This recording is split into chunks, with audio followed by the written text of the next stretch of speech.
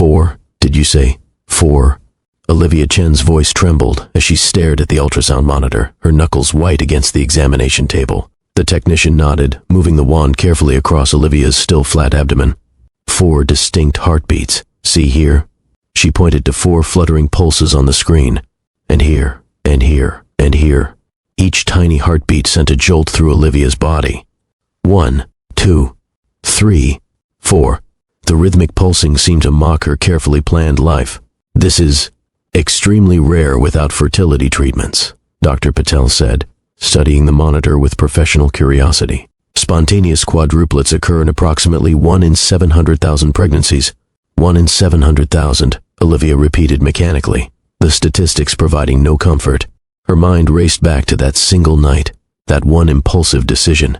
Miss Chen, are you all right? Doctor, Patel's concerned voice broke through her thoughts. Olivia's eyes remained fixed on those 4 flickering heartbeats. 4 babies. 4 tiny lives now depending on her. 4 children who would need a father who had disappeared from her life as quickly as he had entered it. I need a moment, she whispered, unable to tear her gaze from the screen.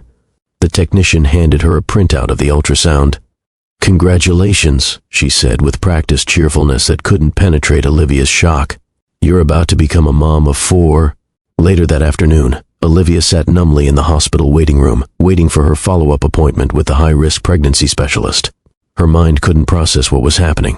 4 babies from one night with a man who'd given her nothing but a first name and a vague job description. Theo, she whispered, running her fingers over the ultrasound printout. Who are you really? Absently, she reached for a magazine on the table beside her, needing any distraction from the tornado of thoughts in her head. She flipped through glossy pages without seeing them, until a familiar face stopped her cold. Those hazel eyes, that subtle half-smile, the strong jawline she'd traced with her fingertips. No, Olivia breathed, her heartbeat accelerating to match the 4 tiny ones inside her. The headline read, Theodore Reeves, the billionaire recluse, steps into the light. Beneath it, a photo of Theo, not in the charming, slightly rumpled tuxedo he'd worn at the gala, but in an immaculate suit that probably cost more than her monthly rent, standing in front of a gleaming skyscraper with Horizon Innovations emblazoned across the entrance. Her eyes darted to the caption, Theodore Reeves, 34, CEO of Horizon Innovations, announces revolutionary medical technology partnership worth $2.4 billion. The magazine slipped from Olivia's trembling fingers. The father of her children wasn't Theo the business consultant. He was Theodore Reeves, billionaire CEO of one of the largest tech companies in the country. One impulsive night. 4 heartbeats. $1 billion secret. The nurse called Olivia's name, but she couldn't move, frozen by the magnitude of her discovery. Her mind raced with questions. Why had he lied? What would he say when he learned about the babies? Would he even believe they were his? Have you ever had a single decision completely alter the course of your life? Olivia had always been careful, methodical, the responsible friend who never took risks. Yet one evening of following her heart instead of her head had transformed everything. Now she carried not just 1 but 4 new lives, connected forever to a man who had concealed his true identity. When trust is broken before it's even built, how do you create a family? The question echoed in her mind as she mechanically gathered her belongings, clutching both the ultrasound image and the magazine. The father of her children had started their connection with a lie. How could she possibly trust him with something as precious as their children? The receptionist called her name again, more urgently this time. Olivia stood on shaky legs, tucking the magazine into her bag alongside the ultrasound. She would need to find him, the real him, and soon. But first, she needed a plan. Stay with me to discover how Olivia and Theo navigate from strangers to co-parents to something neither expected. A journey that would test them both in ways they never imagined and reveal that true wealth has nothing to do with money. Olivia, we've got a new admission in room 4, 7-year-old with bacterial pneumonia, head nurse Marquez called across the bustling pediatric floor. Olivia Chen nodded, already updating her mental checklist of patients. It was hour 14 of what should have been a 12-hour shift, but understaffing meant everyone was pulling extra time. Again. I'll take it, she said, finishing notes on her previous patient. Dr. Lee ordered broad-spectrum antibiotics, already on their way up from pharmacy. Parents are frantic, though. First, time hospitalization. Olivia's shoulders straightened despite her fatigue. This was where she excelled, not just in the medical care, but in the human connection that made frightened children brave and worried parents calm. In room 4, she found a pale boy with labored breathing and terrified parents hovering at the bedside. "Hi there, I'm Nurse Olivia," she said, her voice gentle but confident. She addressed the boy directly. "And you must be Noah. I heard you've got some unwelcome visitors in your lungs giving you trouble breathing." The boy nodded hesitantly, his eyes wide. "Well, I'm part of the team that's going to help kick them out," she continued, preparing her stethoscope.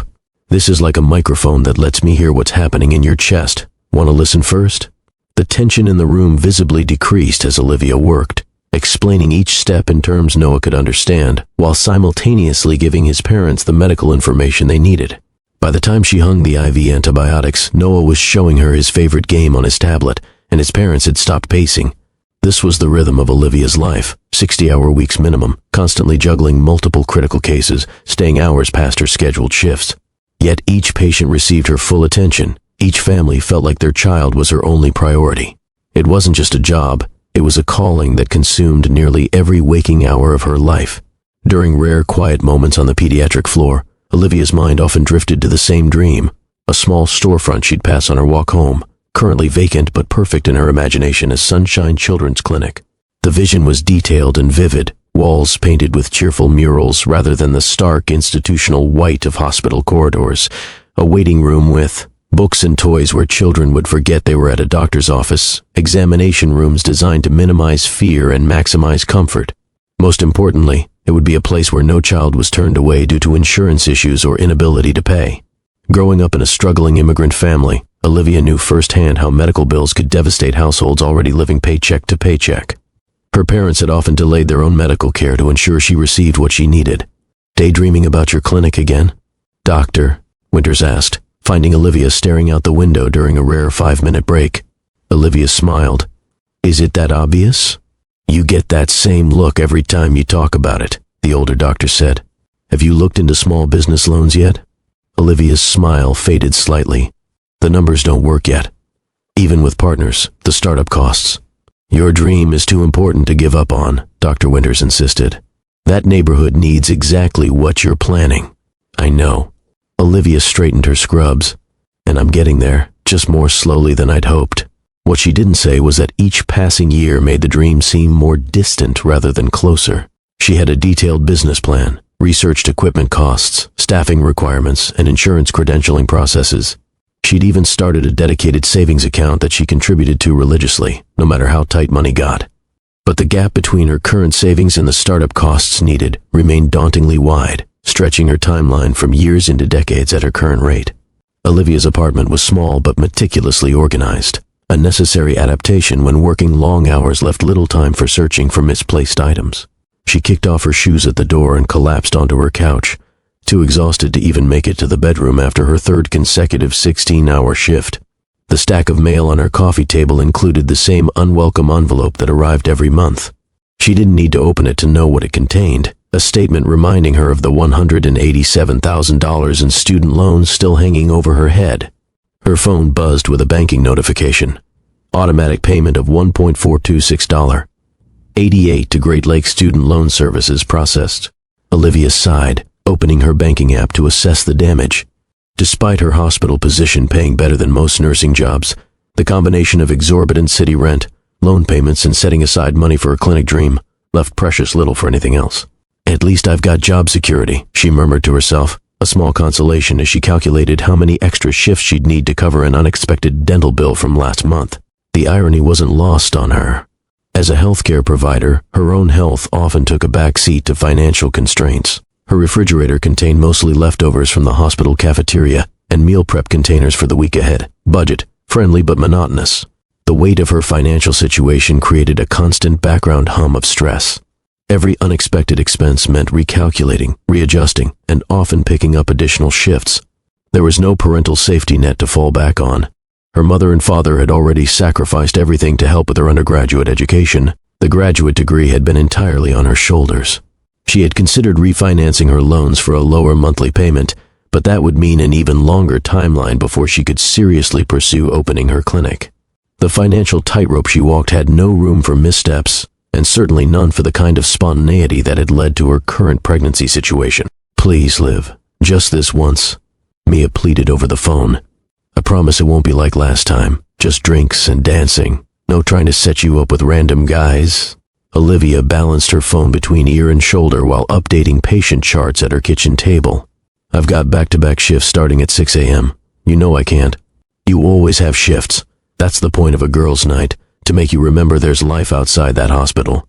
This was a familiar conversation. As much as Olivia loved her friends, they existed in a different reality, one where spontaneity didn't come with consequences, where a late night wouldn't impact critical medical decisions the next day. "Someone has to be the responsible adult," Olivia replied, a phrase she'd repeated so often it had become her unwanted tagline. "That's exactly what I'm talking about. You've been the responsible one since we were 19. Don't you ever get tired of it?" "Sometimes, more than she'd admit." "I'll make it up to you. Brunch next weekend?" Olivia offered her standard compromise. After hanging up, she stared at her reflection in the darkened window. When had she become so predictable, so reliable that her friends didn't even seem surprised by her refusals anymore? They loved her, but they'd also boxed her into a role. Olivia the dependable, Olivia the sensible, Olivia who always made the right choice. The friend who held hair back during illnesses, who drove everyone home safely, who kept track of belongings at parties. She couldn't blame them. She'd cultivated this identity, worn it like armor. Responsibility was safe. Predictability meant control. And control meant avoiding the kind of hardships she'd watched her parents endure through financial instability. But lately, a rebellious voice had been growing louder in her mind, questioning whether being everyone's rock had come at the cost of her own experiences, whether being the responsible one had become less of a choice and more of a prison. "Happy birthday, Dr. Chen," 8-year-old Zach proclaimed from his hospital bed, proudly holding up a hand-drawn card. "I'm not a doctor yet, buddy," Olivia corrected gently, touched by the gesture. "But you should be," Zach's mother insisted. "You've done more for him than most of the doctors who breeze in and out." Olivia accepted the card with genuine gratitude, carefully tucking it into her pocket. These moments, the real human connections, made the exhaustion worthwhile. But the yet in her response hung in the air, an acknowledgement of another dream deferred due to practical considerations. Later that evening, her 30th birthday celebration consisted of a small cupcake with a single candle, eaten alone at her kitchen counter between loads of laundry. Her parents had called earlier, her friends had sent a group text promising to celebrate properly on the weekend, but the milestone itself passed quietly. 30, the age by which she'd once planned to have her clinic established, possibly be married, maybe even considering children. Instead, she had her reliable job, her slowly growing clinic fund, and a life so structured it left little room for surprises. She scrolled through social media, seeing classmates from nursing school with growing families, career advancements, vacation photos from exotic locations. Not for the first time, she wondered if her cautious approach to life had become its own form of risk, the risk of letting life pass without truly living it. To 30, she whispered to the empty apartment, blowing out her solitary candle. The wish she made surprised her with its simplicity, not for career advancement or financial security, but for something unpredictable. Something that would shake up the careful routine she'd built. Something that would remind her that life wasn't just about responsibility and practicality, but also joy and spontaneity. 3 days later, she received the invitation to the hospital charity gala, a rare opportunity to step outside her comfort zone. Something inside her whispered that this might be the answer to her birthday wish, though she had no way of knowing just how dramatically that wish was about to come true. "You look absolutely stunning," Nurse Marquez insisted as she adjusted the strap of Olivia's borrowed dress. "Stop fidgeting." The annual Metro Children's Hospital Charity Gala transformed the normally sterile hospital atrium into an elegant reception hall. Crystal chandeliers hung where fluorescent lights usually buzzed, and medical staff who normally rushed through in scrubs now glided in formal wear, nearly unrecognizable to each other. Olivia tugged at the midnight blue dress she'd borrowed from her cousin. "I feel like an imposter. Everyone else looks like they belong on a red carpet." That's the point of these events, playing dress-up while rich donors write checks. Just smile, sip champagne, and remember it's for the children's wing renovation. Olivia scanned the room, immediately identifying the hospital board members, distinguished physicians, and wealthy benefactors who moved through the space with practiced ease. As a nurse, she rarely interacted with this echelon of the hospital hierarchy. Dr. Winters said the CEO of New Hope Pharmaceuticals might announce a major donation tonight, Olivia whispered. Their new treatments could revolutionize pediatric care. Always thinking about the medicine, even at a party, Marquez laughed. Try thinking about that handsome anesthesiologist who's been watching you since we arrived. But Olivia's mind remained on the hospital's needs. The pediatric floor desperately needed updating. The ancient monitoring equipment, the 2 small treatment rooms, the worn-out play area for young patients. These improvements could save lives and improve care quality, making her daily work more effective. She accepted a flute of champagne from a passing server, feeling the cool glass against her fingers as she took a small sip. The bubbles tickled her nose as she continued observing the room from its periphery, more comfortable as a spectator than a participant. That's when she first noticed him. Unlike the other men in standard black tuxedos, he wore a charcoal gray suit that somehow stood out precisely because it wasn't trying to. He stood alone near a pillar, watching the crowd with quiet intensity rather than working the room like most attendees. Something about his stillness amidst the animated crowd caught and held her attention. He was tall with broad shoulders, his posture confident, but not arrogant. His features were striking rather than conventionally handsome, strong jawline, thoughtful eyes, and an expression that suggested he was mentally somewhere else entirely. While others networked aggressively, he seemed content in his solitude, occasionally nodding at passing guests but initiating no conversations. Like her, he appeared to be an observer rather than a participant. "Who is that?" Olivia asked Dr. Winters when the older woman stopped by to chat.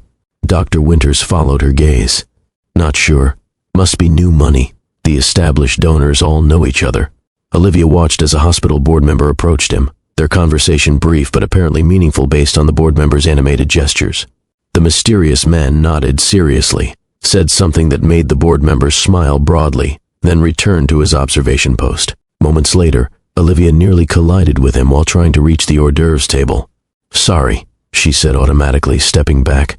Up close, his eyes were even more striking, hazel with gold flecks that caught the light.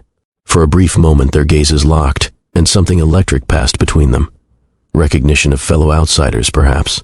He smiled slightly, a private expression that transformed his serious face, before nodding politely and continuing on his way. Olivia watched him go, inexplicably disappointed that their interaction had ended so quickly. That sculpture represents hope and healing, but all I see is an overpriced metal pretzel. The voice came from beside her, rich and warm with humor. Olivia turned to find the gray-suited stranger standing next to her, both of them now contemplating the modern art installation that had been unveiled earlier as a donation to the hospital. Olivia laughed before she could stop herself. "I thought I was the only one thinking that."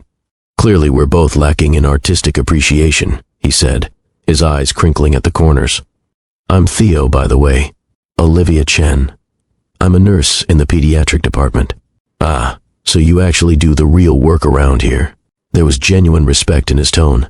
These events always seem filled with administrators and donors who rarely set foot on an actual hospital floor. His observation was so accurate that Olivia felt herself relax slightly. "You're not wrong. Though without the donors we couldn't afford the equipment we need." "Fair point. A necessary symbiosis." He gestured toward the twinkling lights of the city visible through the atrium's glass ceiling. "What made you choose pediatrics?" Instead of the usual small talk about the weather or the food, they launched into a discussion about healthcare accessibility, the challenges of treating chronically ill children, and the emotional resilience required.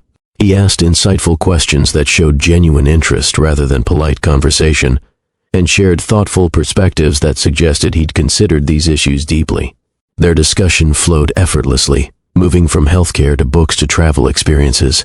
She found herself laughing more than she had in months, surprised by his dry wit and the way he listened, truly listened, to her responses rather than simply waiting for his turn to speak. For the first time that evening, Olivia forgot she was supposed to feel out of place. "So what do you do when you're not critiquing hospital art installations?" Olivia asked as they moved to a quieter corner of the atrium. A subtle shift occurred in Theo's expression, almost imperceptible except that Olivia had been closely watching his animated responses to their previous topics. "Business consulting, primarily," he said, his answer smooth but notably less detailed than his earlier conversations. "Helping companies optimize their operations and investments." "That sounds..." Olivia searched for a word. "Boring?"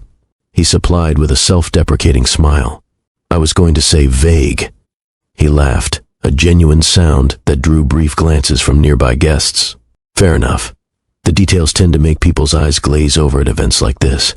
Let's just say I help businesses make better decisions about where to direct their resources. Any companies I might have heard of? A few. He deftly redirected the conversation. But I'd much rather hear more about your dream to open a community children's clinic. That's far more interesting than quarterly projections and market analyses. Olivia noticed the deflection but didn't press. Many guests at these functions preferred discretion, and his interest in her work seemed genuine. Still, as their conversation continued, she observed how skillfully he provided answers that revealed little while seeming forthcoming.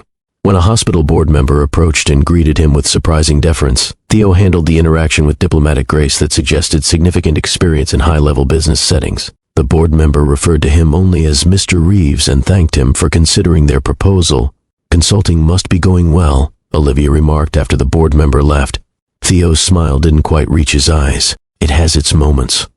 More importantly, it allows me to support causes that matter." As the evening progressed, they found themselves drawn to the rooftop garden, a quiet escape from the increasingly loud gala below. The space was transformed with string lights that reflected off the glass walls of surrounding skyscrapers, creating a private universe above the city. "You mentioned your parents immigrated when you were young," Theo said, leaning against the stone balustrade. "That must have shaped your perspective on healthcare access." Olivia nodded, surprised he'd remembered that brief detail from their earlier conversation. "My father had a heart condition that went untreated for years because we couldn't afford insurance. By the time he qualified for assistance, the damage was extensive." "I'm sorry," Theo said, his voice softening. "Is he?" "He's still with us, but with significant limitations. My mother works 2 jobs to compensate for his inability to work. Their experience definitely influenced my career choice." Theo was quiet for a moment, looking out over the city lights. "My mother died when I was 12, pancreatic cancer. It was quick." The simple admission held volumes of unspoken pain. Olivia recognized the particular tone people used when discussing formative losses, matter-of-fact yet haunted. "That's why you're interested in medical philanthropy," she realized. "Among other reasons." His gaze returned to her, surprisingly vulnerable. "I find myself talking to you about things I rarely discuss with anyone." The admission hung between them, shifting the atmosphere. Their conversation moved to childhood memories, professional frustrations, private hopes. Theo described growing up with a demanding father who viewed emotional expression as weakness. Olivia shared her constant battle between practical necessities and bigger dreams. They discovered shared interests in classical literature, documentary films, and a particular appreciation for authentic hole-in-the-wall restaurants over trendy dining establishments. Each revelation built a bridge between them, each shared laugh or serious moment creating an intimacy neither had anticipated. "The gala's winding down," Theo observed as they returned to the main floor, now notably less crowded. "Would you consider continuing our conversation somewhere else? Perhaps coffee at the all-night diner around the corner?" Olivia hesitated, acutely aware of the crossroads before her. The sensible choice, the Olivia Chen choice, would be to thank him for a lovely evening and exchange numbers, perhaps agreeing to meet another day. She had an early shift tomorrow. She barely knew him, despite the hours of conversation. But something about this night felt outside the normal rules of her carefully structured life. Her 30th birthday wish for something unpredictable echoed in her mind.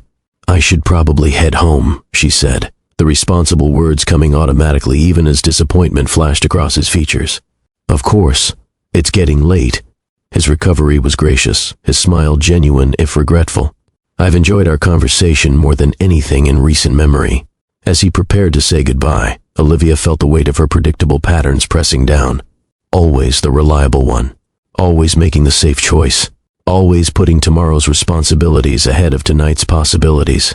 Actually, she heard herself say, surprising both of them, "Coffee sounds wonderful."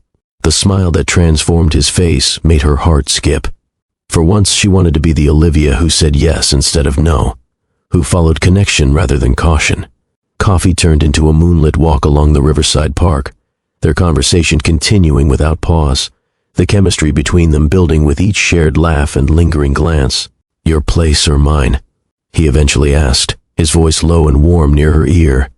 Olivia's responsible voice made one final attempt. "You don't do this. This isn't you."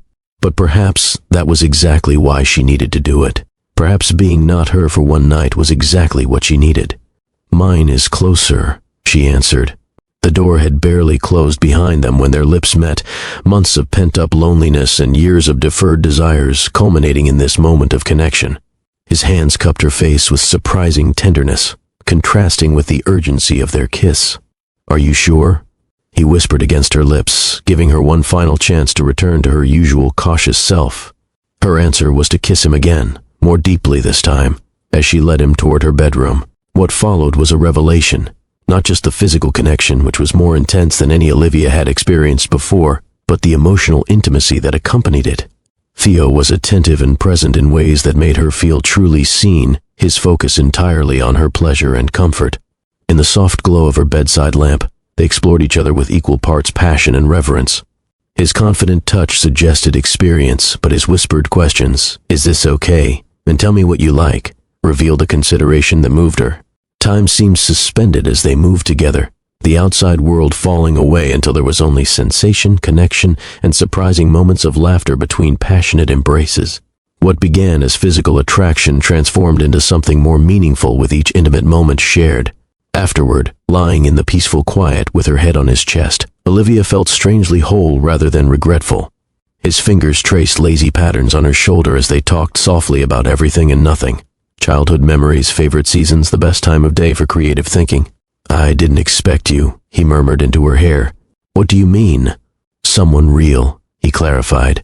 "Most people I meet are performing some version of themselves. You're refreshingly authentic." Olivia smiled against his skin. "That might be the nicest compliment I've ever received." They drifted to sleep, still talking, still connected, both secretly wondering if this unexpected night might be the beginning of something significant. Olivia woke to sunlight streaming through blinds she'd forgotten to close and an empty space beside her. For a moment she wondered if she'd dreamed the entire night, until she spotted the note on her nightstand, written in decisive handwriting on the back of a hospital gala. Program. Olivia. I had to leave for an early meeting I couldn't reschedule. Didn't want to wake you. You mentioned your brutal shift schedule, and you looked so peaceful sleeping. Last night was unexpected and wonderful. I'd very much like to see you again. I'll call you later today. Theo. P.S. Your passion for your patients in your dream clinic is inspiring. Don't give up on it. He'd added his phone number at the bottom. Olivia smiled, tracing her fingers over the handwriting and allowing herself a moment of giddy reflection before reality intruded. She was already running late for her shift.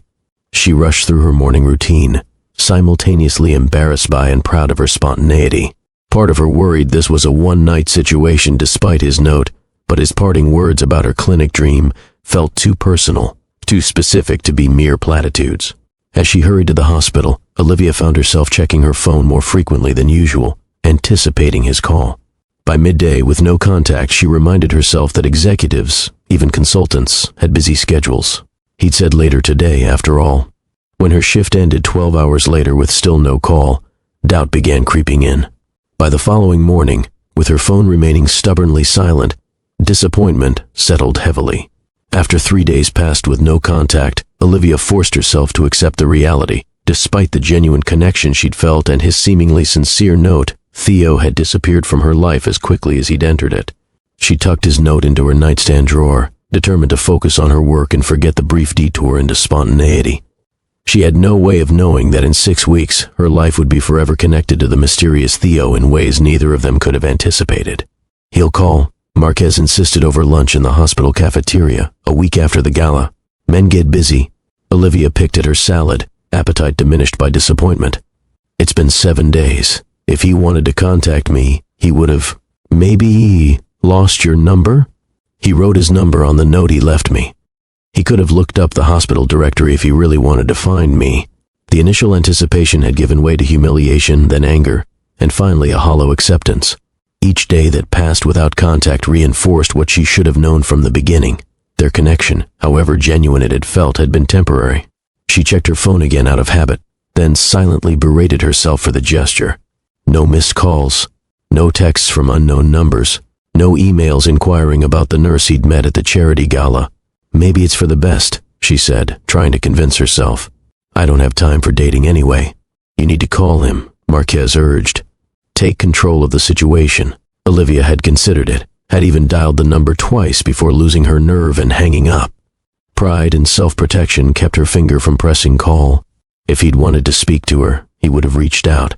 The last thing she needed was to appear desperate. As days turned into weeks, the urge to contact him gradually faded. The memory of their night together took on a dreamlike quality, intense but increasingly distant, like something that had happened to someone else. By the 1-month mark, she deleted his number from her phone in a moment of determined closure. Theo, whoever he really was, had clearly moved on.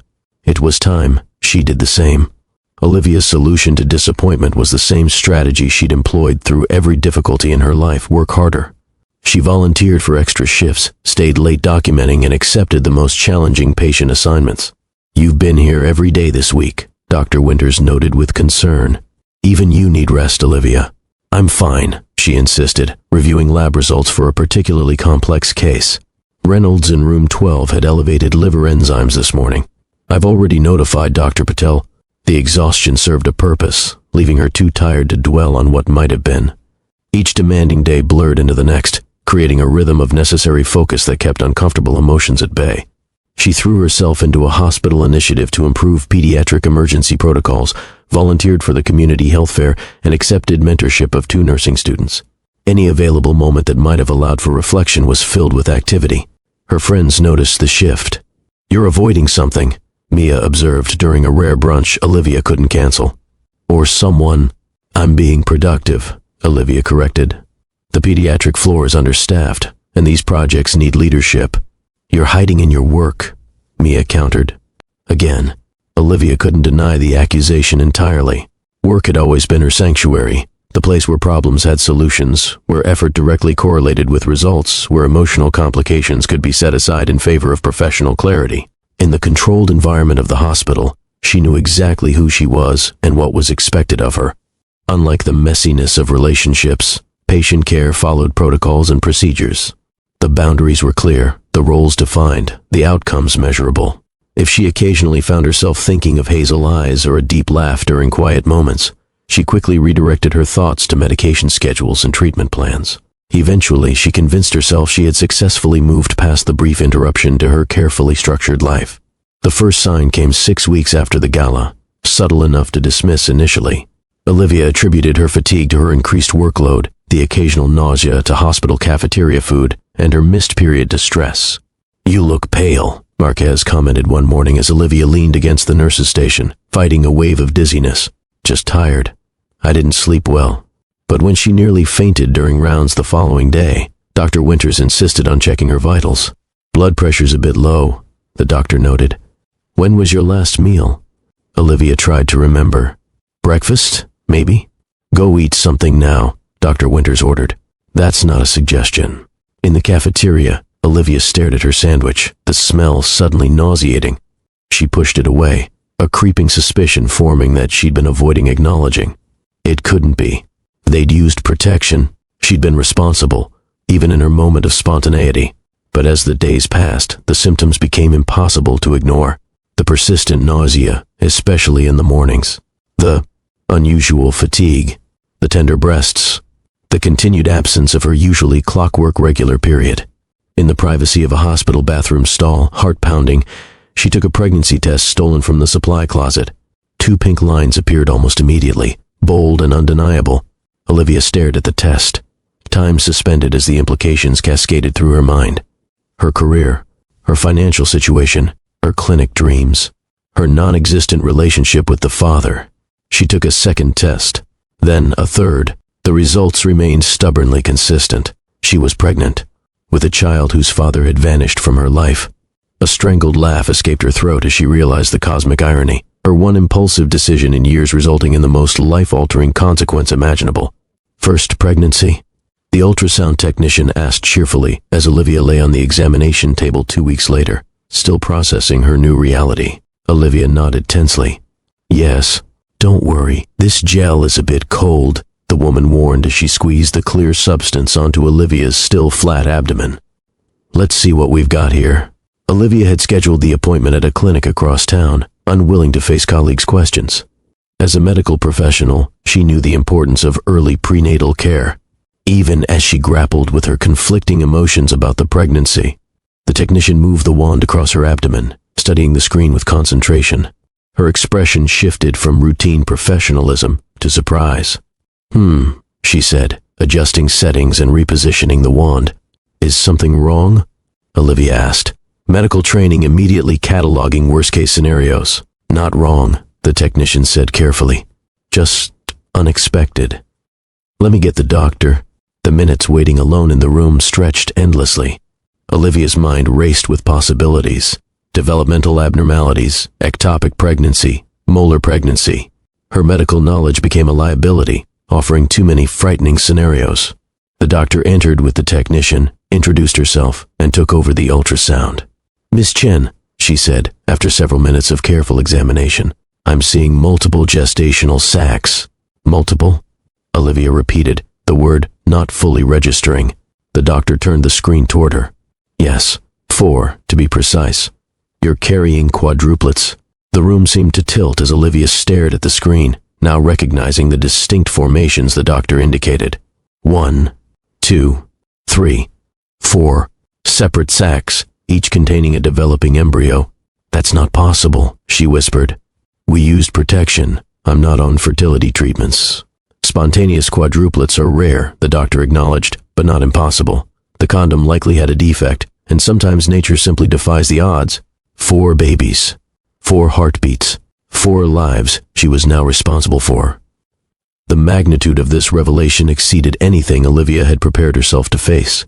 The following days passed in a blur of conflicting emotions as Olivia cycled through every possible reaction to her situation. Panic came first, overwhelming and all-consuming. 4 babies. The physical implications alone were staggering. High-risk pregnancy, likely bed rest in later trimesters, almost certain premature delivery. The logistical challenges seemed insurmountable. Her small one-bedroom apartment, the astronomical cost of childcare for 4 infants, the impossibility of returning to her demanding nursing schedule. Then came anger, at Theo for disappearing, at herself for her one night of impulsivity, even irrationally at the medical odds she'd somehow defied. She calculated the statistical improbability of her situation during sleepless nights, as if understanding the mathematics might somehow make the reality easier to accept. Depression followed, heavy and immobilizing. She called in sick for the first time in years, spending 3 days in her apartment alternating between tears and numb staring at the ceiling. Her carefully constructed life plans disintegrated before her eyes, the clinic dream indefinitely postponed, her financial stability shattered, her independence compromised. But gradually, something shifted. During her second prenatal appointment, seeing those 4 tiny heartbeats flickering on the screen, a fierce protectiveness surged through her. These were her children. Unexpected, yes. Challenging, certainly, but hers. Determination replaced despair as Olivia's natural problem-solving abilities reasserted themselves. She began researching multiple birth pregnancies, joining online forums for parents of multiples, and calculating necessary budget adjustments. She investigated family leave policies, insurance coverage for high-risk pregnancies, and available support services. The panic didn't disappear entirely, nor did the moments of overwhelming fear about the future. But alongside these emotions grew a steadfast resolve that surprised even her. If this was her new reality, she would face it with the same strength and competence she brought to every other challenge in her life. Spontaneous quadruplets without fertility treatments occur in approximately 1 in 700,000 pregnancies, Dr. Patel explained during Olivia's consultation with the high-risk pregnancy specialist. You've essentially won a biological lottery with extraordinary odds. Lucky me, Olivia replied with a wry smile that made the doctor chuckle.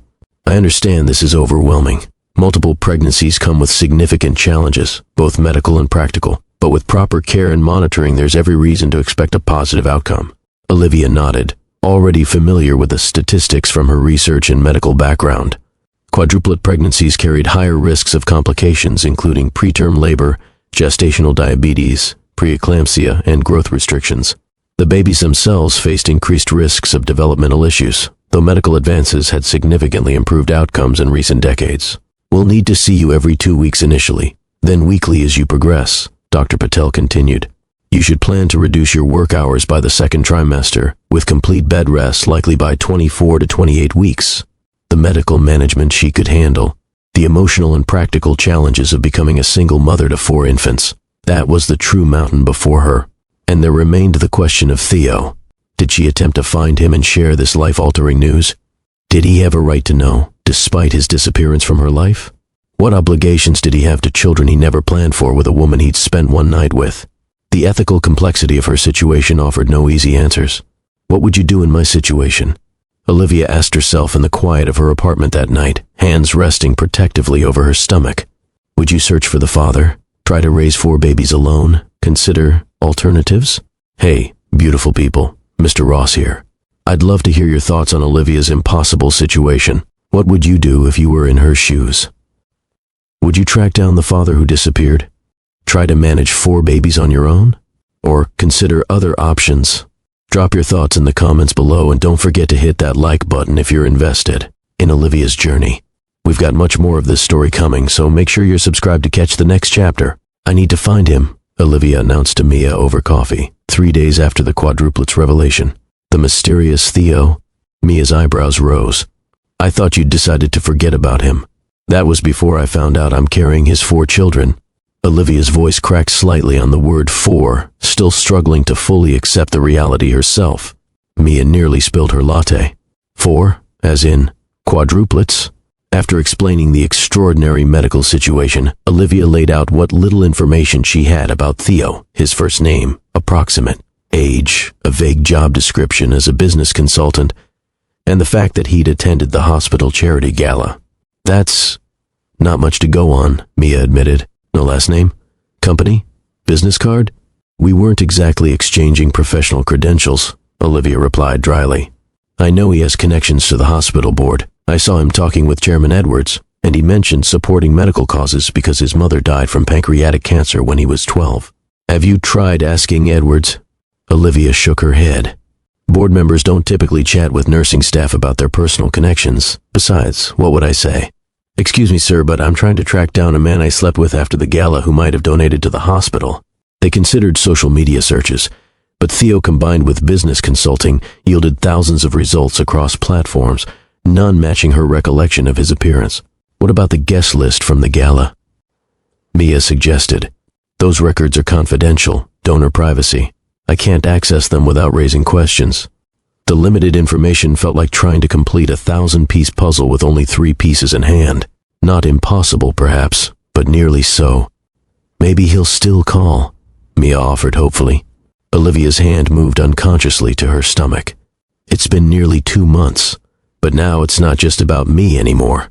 Over the next 2 weeks, Olivia pursued every avenue she could imagine to locate Theo without drawing attention to her situation. She casually asked Dr. Winters about major donors from the gala, receiving only general information about corporate sponsorships. She reviewed hospital newsletters announcing donations, finding no mention of anyone named Theo or Theodore. She even walked past the donor recognition wall, scanning bronze plaques for his name. Each attempt led nowhere. This is ridiculous, she muttered to herself after spending hours scrolling through business consultant profiles on LinkedIn. He could be anyone, anywhere. Her frustration mounted with each passing day. The morning sickness had intensified, making her work shifts increasingly challenging. The fatigue that accompanied carrying multiple babies left her exhausted by midday. And the clock was ticking. Soon she would need to disclose her pregnancy to her supervisors to arrange modified duties. Maybe he gave you a fake name, suggested Marquez during a rare break in the nurse's lounge. Men do that sometimes. The possibility hadn't occurred to Olivia, and it stung. Their connection had felt genuine. Had she been completely deceived? I don't think so, she said slowly. The board chairman called him by name, and our conversation was too real. Then why be so vague about his job? Why disappear without calling despite promising to? Olivia had no answer. The more she reflected on their night together, the more questions emerged. Why had someone who seemed so successful been alone at the gala, rather than with colleagues or a date? Why had he been so reluctant to discuss his work beyond generalities? Why the immediate chemistry with her when he could likely have his choice of companions? I feel like I'm chasing a ghost, Olivia confessed to Mia during their weekly call. Maybe I should accept that he doesn't want to be found. You don't have that luxury anymore, Mia reminded her gently. These babies deserve to know their father, and he deserves to know about them, regardless of whether he disappeared on you. Olivia knew her friend was right, but each fruitless search attempt left her more discouraged than the last. The breakthrough came entirely by accident. Waiting for her monthly prenatal checkup, Olivia absently picked up a business magazine from the clinic's reception area. She flipped through pages of corporate profiles and market analyses without really seeing them, her mind preoccupied with the upcoming appointment. Then a familiar face stopped her cold. There he was, Theo, staring back at her from a full-page feature article. The same distinctive hazel eyes, strong jawline, and thoughtful expression she'd been unable to forget. Only here, he wasn't dressed in the charcoal gray suit from the gala, but in an impeccably tailored business attire that exuded authority and success. Her heart pounded as her eyes darted to the headline, Theodore Reeves, tech's most enigmatic billionaire steps out of the shadows. Theodore. Not just Theo. Theodore Reeves. The magazine trembled in her hands as she quickly scanned the article, each sentence revealing more about the man she thought she'd known. Founder and CEO of Horizon Innovations, the tech giant revolutionizing medical diagnostics and treatment protocols. Estimated personal wealth exceeding $11 billion, making him one of the 30 wealthiest individuals in America. Famously private, rarely giving interviews or appearing at public events. Groundbreaking announcement of a partnership with Metro Children's Hospital to implement cutting-edge diagnostic technology, a deal worth over $2 billion. Olivia felt the blood drain from her face. The business consultant she'd spent the night with wasn't just successful, he was one of the wealthiest men in the country. The man who had claimed to help businesses make decisions was actually the CEO making those decisions for one of the most innovative medical technology companies in the world, and he had lied to her face about all of it. Miss Chen? The receptionist's voice broke through her shock. Dr. Patel is ready for you. Olivia moved through her appointment in a daze, responding to questions automatically while her mind raced with this new information. When she returned home, she immediately searched for Theodore Reeves' Horizon Innovations online, unlocking a flood of information about the man she'd known only as Theo. Theodore James Reeves, 35, had founded Horizon Innovations 12 years ago, after dropping out of his second year at MIT. What began as a software startup quickly evolved into a medical technology powerhouse under his leadership. The company specialized in artificial intelligence applications for medical diagnostics and treatment optimization, technology that was transforming patient outcomes worldwide. Articles described him as brilliantly innovative, pathologically private, and driven by personal tragedy to revolutionize healthcare. His mother's death from pancreatic cancer, the one personal detail he'd shared truthfully, had apparently inspired his focus on medical technology that could detect diseases earlier and treat them more effectively. The company's headquarters occupied a gleaming tower in the financial district, the same building visible from the hospital's rooftop garden where they'd shared confidences. The same building she'd admired without realizing its significance. Recent news highlighted Horizon's partnership with Metro Children's Hospital, a connection that explained his presence at the gala and his conversations with board members. The timing aligned perfectly. He'd been there to finalize details of the partnership announcement. Every discovery made her situation simultaneously clearer and more complicated. She now knew exactly who the father of her children was, but that knowledge created an entirely new set of challenges. Olivia spent the next 3 days researching everything she could find about Theodore Reeves, building a comprehensive profile of the man behind the name. Unlike many billionaires who flaunted their wealth through extravagant purchases and public appearances, Reeves maintained an unusually low profile. No scandals, no string of high-profile relationships, no flashy lifestyle documented on social media. His rare public appearances were almost exclusively related to Horizon Innovations' business initiatives or carefully selected philanthropic efforts. The company's charitable foundation focused primarily on improving healthcare access for underserved communities, a mission that aligned with Olivia's own values and goals. Their newest initiative involved bringing cutting-edge diagnostic technology to rural hospitals that typically couldn't afford such equipment. Personal details remained scarce. He had no known social media accounts. Paparazzi photos were limited to arrivals at business functions or the occasional charity event. His private life remained remarkably private in an era of constant digital exposure. His father, James Reeves, had been a modestly successful investment banker who died 3 years ago. There were no siblings mentioned in any articles, no current romantic partners referenced in recent publications, though several tabloid sites speculated about possible relationships with various models and executives over the years. The most consistent theme in profiles about him was his intense focus on innovation and his hands-on approach to company leadership. Employees described him as brilliant but demanding, private but fair, exacting but generous. The man emerging from Olivia's research was complex and contradictory. A billionaire who lived relatively modestly, a tech CEO deeply invested in medical advancement, a private person who had nonetheless opened up to her in ways that now seemed uncharacteristic based on his public persona. "He lied to me," Olivia said, pacing her small living room while Mia watched with concern. "Deliberately misrepresented himself. Made me believe he was just some mid-level business consultant when he's literally one of the richest men in the country. Maybe he wanted someone to like him for himself, not his money," Mia suggested. "That might justify being vague, but not outright deception. He had multiple opportunities to tell me the truth." The betrayal stung more than Olivia had expected. Their connection had felt genuine, a rare meeting of minds and hearts that transcended the physical attraction between them. She'd shared personal stories about her family, her dreams for the clinic, her frustrations with the healthcare system. He'd listened with what seemed like genuine interest and understanding. Had it all been an act? A billionaire's game of pretend, slumming with a normal person for an evening's entertainment? "What hurts most," she admitted, "is that I trusted him. I'm never impulsive, never let my guard down like that. The one time I do..." She gestured toward her midsection, where 4 tiny lives were developing. Yet even as anger and hurt swirled within her, Olivia couldn't reconcile the manipulative character implied by his deception with the man who had discussed literature with. Passionate intelligence, who had shared the pain of losing his mother, who had listened to her clinic dreams with encouraging attention rather than dismissive platitudes. The contradiction troubled her deeply. Either her judgment of character was fundamentally flawed, or there was more to his deception than simple manipulation. "People are complex," Mia offered. "Maybe both versions are true. He's the billionaire CEO and the thoughtful man you connected with.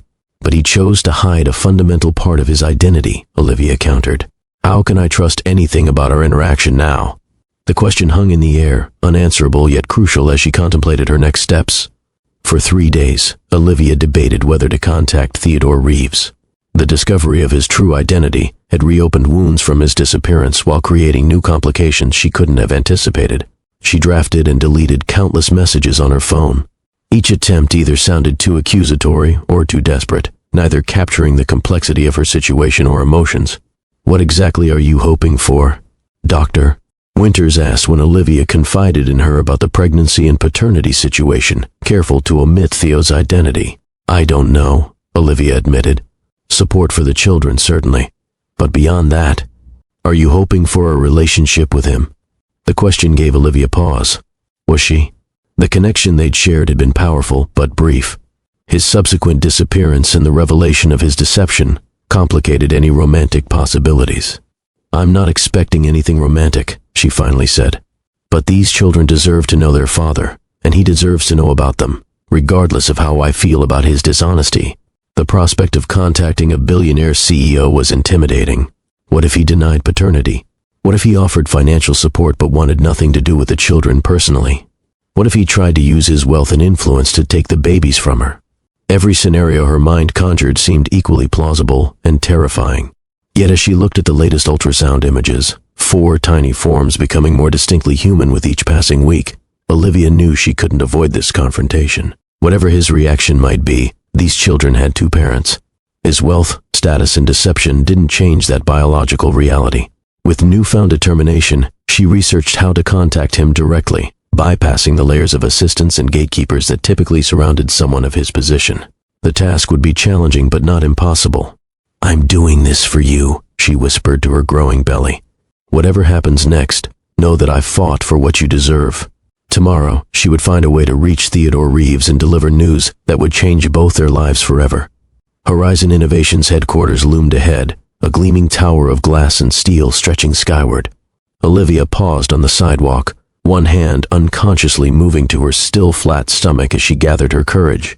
"You can do this," she whispered to herself, smoothing the jacket of her most professional outfit, the one she wore for hospital board presentations. The lobby bustled with purposeful activity, employees scanning badges, visitors checking in, security personnel monitoring the flow. At the reception desk, a polished young woman with an earpiece greeted her with practiced efficiency. "Welcome to Horizon Innovations. Do you have an appointment?" "No, but I need to see Mr. Reeves. It's a personal matter." The receptionist's smile remained fixed, but her eyes cooled. "Mr. Reeves only takes scheduled meetings through proper channels. I'd be happy to connect you with his executive assistant to inquire about future availability." Olivia had anticipated this response. "Please tell him Olivia Chen is here." From the hospital charity gala. Mr. Reeves's schedule is fully booked for the next 3 months. If you'd like to leave your contact information. It's regarding a medical matter that affects him personally, Olivia interrupted, lowering her voice. Please, just tell him I'm here. The receptionist assessed Olivia with newfound curiosity before picking up her phone. After a brief hushed conversation, she directed Olivia to a small waiting area. 20 minutes stretched into 40. Olivia watched assistants shuttle important-looking people through security while fighting waves of nausea, whether from pregnancy or nerves she couldn't tell. Finally, a stern-faced woman in her 50s approached. Miss Chen? I'm Margaret Wells, Mr. Reeves's chief of staff. He doesn't recall your acquaintance. Olivia met her skeptical gaze directly. He introduced himself as Theo at the Metro Children's Hospital gala 2 months ago. We discussed his mother's death from pancreatic cancer when he was 12. Tell him that. Margaret's eyes widened slightly. Clearly, this personal detail had struck a chord. She departed without another word. 5 minutes later, she returned. Follow me. The executive elevator whisked them to the top floor in silence, Margaret studying Olivia with barely concealed curiosity. She led Olivia through a minimalist reception area to an imposing set of double doors. Wait here, Margaret instructed before disappearing inside. Moments later, she emerged. Mr. Reeves will see you now. The office beyond was unexpectedly understated, spacious but not ostentatious, with floor-to-ceiling windows offering a panoramic city view. Modern art adorned the walls, and a large desk of sustainable bamboo dominated one end of the room. And there he was, Theodore Reeves, standing beside the desk, his expression guarded. He wore a charcoal suit reminiscent of their first meeting, but his stance was different, more formal, less relaxed. This was the CEO, not the man she'd met at the gala. Olivia, he said, her name carrying a complex mix of emotions. This is unexpected, is it? She couldn't keep the edge from her voice. You promised to call. You never did. He gestured toward a seating area. Please, sit down. I prefer to stand. You look pale. Please sit. Something in his tone, genuine concern rather than command, made her relent. She sank into a chair, noting how he chose the seat across from her rather than retreating behind his desk. Margaret, he addressed his chief of staff, who hovered near the door. Hold all calls and reschedule my afternoon. Sir, the board meeting. Reschedule everything, he repeated, his gaze never leaving Olivia. When the door closed behind Margaret, silence stretched between them. Theodore, studied her intently, as if trying to reconcile the woman before him with the memory of their night together. How did you find me? He finally asked. Olivia reached into her bag and placed the business magazine on the table between them, open to his feature article. Accidentally. Though finding you wouldn't have been necessary if you'd kept your promise to call. I'm pregnant, Olivia stated, deciding directness was the only approach. With quadruplets, Theodore's composure shattered. He stared at her, color draining from his face, his mouth opening slightly without producing words. That's not possible, he finally managed. Apparently the odds are 1 in 700,000 without fertility treatments, Olivia replied. Astronomical but not impossible. Believe me, I was equally shocked. He stood abruptly, pacing to the window. We used protection. It failed, or had a defect. She pulled the ultrasound images from her bag, placing them beside the magazine. I'm not asking you to believe just my word. Theodore approached slowly, as if the printouts might bite. He picked up the top image, studying the 4 distinct shapes circled and labeled by the technician. His hands trembled slightly. 4? He whispered. 4, she confirmed. I'm approximately 14 weeks along. The timing aligns perfectly with the night of the gala. He looked up sharply. Are you suggesting that I've been with anyone else? No. These are your children, Theodore. Or do you prefer Theo?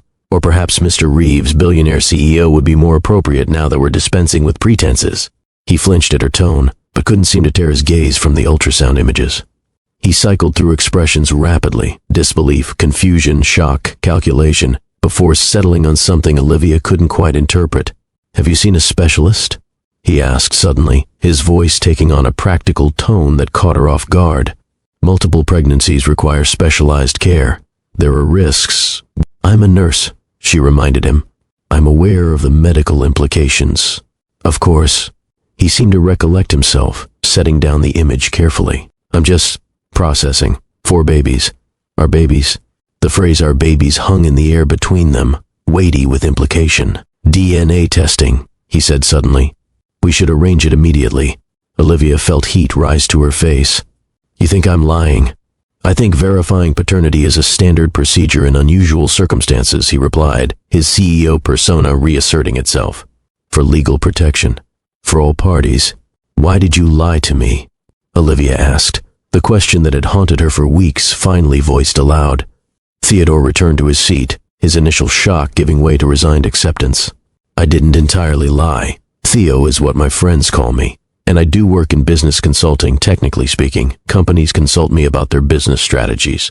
Don't insult my intelligence with semantics, Olivia snapped.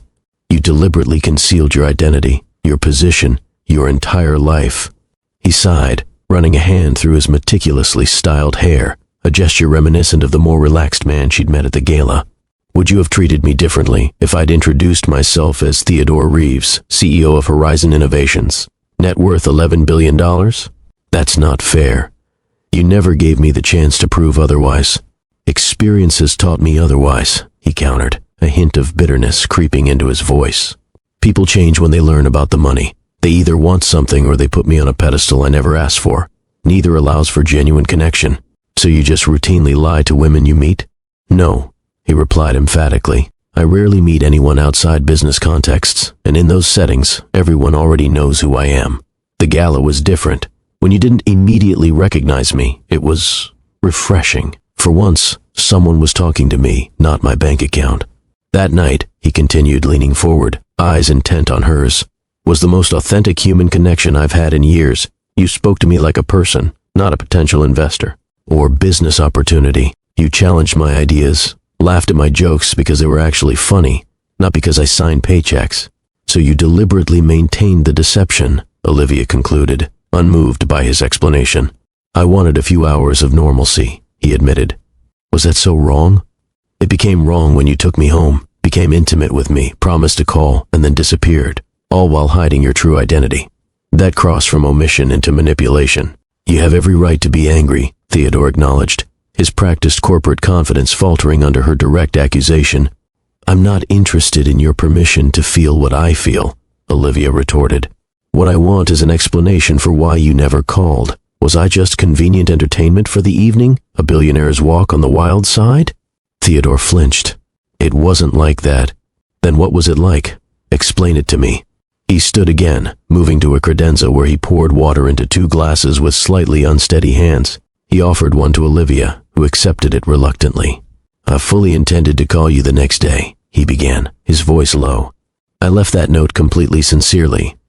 But when I returned to the office, there was a crisis with the hospital partnership, legal complications that threatened the entire deal. The project that would bring advanced diagnostic equipment to children who desperately need it was falling apart. For 3 days straight, I worked with lawyers to salvage the agreement.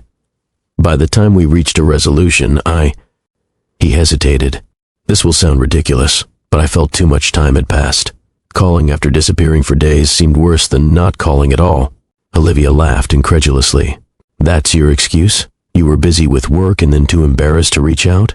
I know how it sounds, he admitted, genuine remorse crossing his features. The truth is, I've spent years building walls between myself and personal connections. That night with you terrified me, not because it was bad, but because it was wonderful. It made me want things I've convinced myself I can't have. So rather than face that, you ghosted me. Yes, he admitted simply. I reverted to pattern, retreated into work, told myself it was for the best. I handled it poorly, inexcusably poorly. His honest admission deflated some of Olivia's anger, leaving the more complicated emotions underneath: hurt, disappointment, confusion. I'm truly sorry, Olivia, he said, meeting her eyes directly. Not just for the situation you're in now, but for disappearing without explanation. You deserved better. I want to be clear about something, Theodore said, setting his glass down deliberately. Regardless of how we got here, I will support you and these children, completely, without reservation. Olivia studied him skeptically. What exactly does that mean to you? Financially, medically, practically, whatever you need. His voice took on the decisive tone of a CEO accustomed to solving problems. You should have the best prenatal care available. I'll arrange for the top multiple birth specialist in the country. You'll need to reduce your work hours, eventually stop working entirely. I'll ensure you have no financial concerns. I don't want your money, Olivia said reflexively. This isn't about what either of us wants anymore, he countered, gesturing toward the ultrasound images. This is about 4 children who deserve everything we can provide them. Olivia couldn't argue with that logic, though his presumptive approach grated on her independence. There are practical considerations, Theodore continued. Your apartment isn't suitable for quadruplets. You'll need help, around-the-clock assistance once they arrive. Your health will be at risk carrying multiples. Your career will need accommodation. I've thought about all this, Olivia said defensively. And what solutions have you identified? Financially, how will you manage? His bluntness was frustrating but not inaccurate. The reality of raising 4 infants alone was objectively daunting, regardless of her determination. I understand your reluctance to accept help, especially from me, Theodore said, his tone softening. But please don't let pride endanger your health or their well-being. Let me provide what I can, what I should. He moved to sit beside her rather than across from her, his expression more like the Theo she'd connected with than the CEO she'd confronted. I won't try to control you or them, he promised. But I do want to be involved, not just financially. I want to know them, be part of their lives, if you'll allow it. The sincerity in his voice was unmistakable, catching Olivia off guard. Whatever she had expected from this confrontation, his immediate commitment to active involvement hadn't been it. You make it sound so simple, Olivia said, moving away to create distance between them. You'll write checks, hire specialists, solve everything with money and influence. That's not what I meant, isn't it? You're accustomed to fixing problems with resources, but parenthood can't be delegated or purchased. Theodore's jaw tightened. I'm not suggesting it can. I'm offering practical support while we figure out the rest. The rest? Olivia laughed without humor. The rest is our entire relationship going forward, how we co-parent, how we communicate, how we make decisions that affect 4 human beings. That's not something we can figure out as an afterthought. Tension thickened the air between them. 2 strong-willed individuals trying to navigate an impossible situation without a roadmap. You don't trust me, Theodore observed. You haven't given me reason to, Olivia replied. You concealed your identity, disappeared after an intimate night, and now you're approaching parenthood like a business negotiation. I'm trying to be responsible, he countered, to address immediate concerns while we work through the complicated emotional aspects. That's just it. You can't separate the practical from the emotional. These are our children, not a corporate merger. Theodore stood abruptly, frustration evident in his movement. What do you want from me, Olivia? I've apologized for my deception. I've committed to supporting you and the babies. I've expressed wanting involvement beyond financial obligation. What more can I offer right now? The question hung between them, highlighting the fundamental issue. Neither knew how to bridge the gap from strangers who shared one night to co-parents for life. Time, Olivia finally answered. Honesty going forward. Proof that your words align with your actions. Fair requests, he acknowledged, tension easing slightly from his shoulders. An uncomfortable silence settled between them, the first of many challenges they would face together. The journey from this moment of fragile truce to genuine partnership would not be simple or straightforward. Trust, once broken, couldn't be instantly restored, even with the best intentions. Yet as they regarded each other across the emotional battlefield of his office, something shifted almost imperceptibly, a mutual recognition that despite their differences and the painful history between them, they were now irrevocably connected by the 4 tiny lives depending on them both. These are my top 3 choices for cribs, Olivia explained, spreading printouts across her small kitchen table. They're highly rated for safety and reasonably priced. Theodore examined the images with the same focused concentration he might give acquisition proposals. What about these? He slid his tablet toward her, displaying custom-made cribs from a boutique European manufacturer, each costing more than Olivia's monthly rent. We need 4 cribs, not miniature palaces, she pointed out. Practicality matters more than luxury. It was their 3rd meeting since the confrontation in his office 2 weeks earlier. After the initial tension, they'd agreed to regular discussions about preparations for the babies. Today's agenda, essential equipment. I've researched multiple births extensively, Olivia continued. 4 of everything adds up quickly. We need to be economical. Money isn't a consideration, Theodore reminded her, not for the first time. It is for me, she countered. I won't have these children growing up with unrealistic expectations. Theodore suppressed a sigh. Every conversation followed this pattern, his instinct to provide the best money could buy colliding with her determination to maintain normalcy and practicality. What about this as a compromise? He pulled up another option, High-quality cribs from a well-regarded but not extravagant brand. Excellent safety ratings, convertible to toddler beds for longevity, and not offensively expensive. Olivia studied the suggestion. These could work. It was a small victory in their ongoing negotiation of differences. Each decision, from medical care to living arrangements to parenting philosophies, required similar careful navigation. I've been thinking about names, Theodore ventured cautiously, changing the subject. Olivia tensed slightly. Names made everything more real, more personal. It's still early. Not that early. We're approaching the halfway point. She couldn't argue with his logic, yet something held her back from this intimate discussion. Names weren't like cribs. They couldn't be selected from competing options based on practical features. They required emotional investment, shared vision. We should wait until we know the genders, she deflected. Theodore nodded, accepting her boundary without pressing. These careful dances characterized their emerging relationship, two people with fundamentally different approaches trying to find common ground for the sake of their children. Dr. Whitman is the leading specialist in multiple births on the East Coast, Theodore explained, as they sat in the luxurious waiting room of a private medical practice. She's delivered 3 sets of quintuplets and numerous quadruplets, all with exceptional outcomes. Olivia shifted uncomfortably in the plush chair, feeling out of place among the tasteful artwork and subtle displays of wealth. My OB at Metro has experience with twins and triplets. This pregnancy has elevated risks. We need the absolute best care available. She couldn't argue with his reasoning, even as the extravagance of the clinic made her uneasy. The marble floors and original artwork were a far cry from the utilitarian medical offices she typically visited. Dr. Whitman proved to be refreshingly straightforward despite her elite clientele. After a thorough examination and review of Olivia's medical history, she outlined the reality of their situation without sugarcoating. Quadruplet pregnancies carry significant risks, she explained, directing her comments equally to both prospective parents. Preterm labor is almost certain. Our goal is to reach at least 32 weeks, though the average for quads is closer to 30 weeks. Theodore leaned forward, intensity in every line of his body. What preventative measures should we take?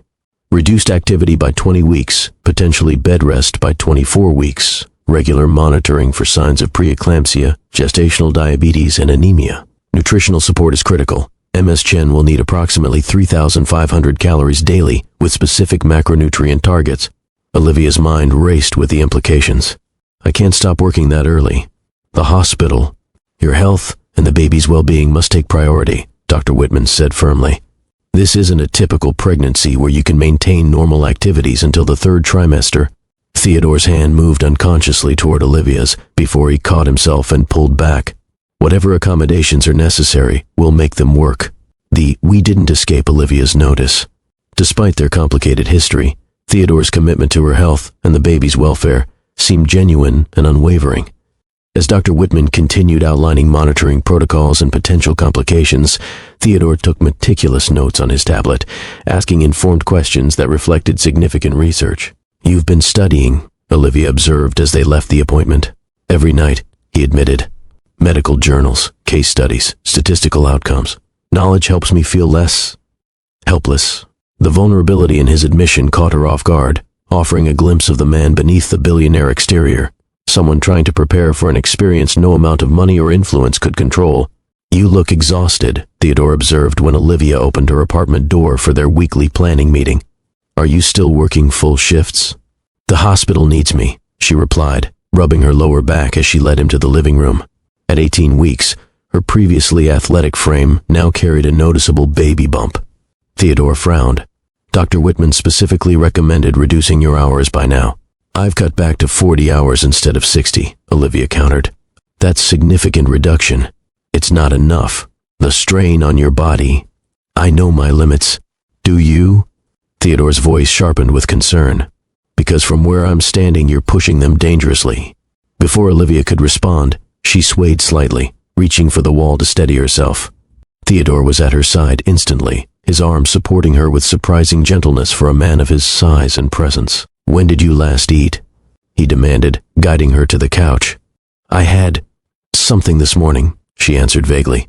Without another word, Theodore moved to her kitchen, returning moments later with water and a protein bar he found in her cabinet. Drink this, eat this.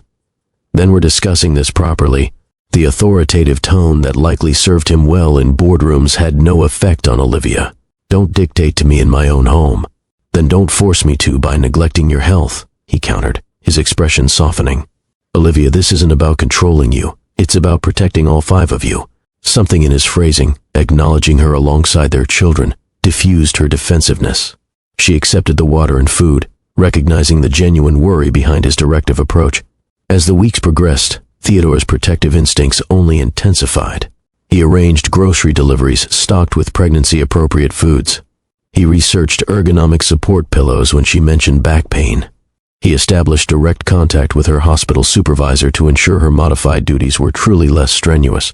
Each gesture revealed a man becoming increasingly invested in not just the abstract concept of fatherhood, but in the immediate well-being of the woman carrying his children. When Olivia experienced Braxton Hicks contractions at 22 weeks, Theodore arrived at the hospital monitoring unit within 15 minutes of her call, despite being in the middle of a board meeting. His face pale with worry, he stayed beside her until the doctors confirmed there was no risk of premature labor. "You didn't have to leave your meeting," Olivia said afterward. "There was never a choice," he replied simply. "It makes sense for you to move in now," Theodore said as they left the 24-week checkup, where Dr. Whitman had recommended beginning modified bed rest. "The penthouse has an elevator, staffed to assist you, and I've already converted the East Wing guest suite for your use. Complete privacy, separate entrance if you want it." Olivia bristled at the presumption despite the practical merits of his suggestion. "I'm not moving in with you." "It's not with me in the romantic sense. It's a massive apartment where you'd have your own space, plus immediate assistance if complications arise. I've arranged a leave of absence from the hospital. I can manage in my own home." Theodore's frustration was evident. "Why are you fighting every suggestion I make? This isn't about us. It's about what's safest for you and the babies."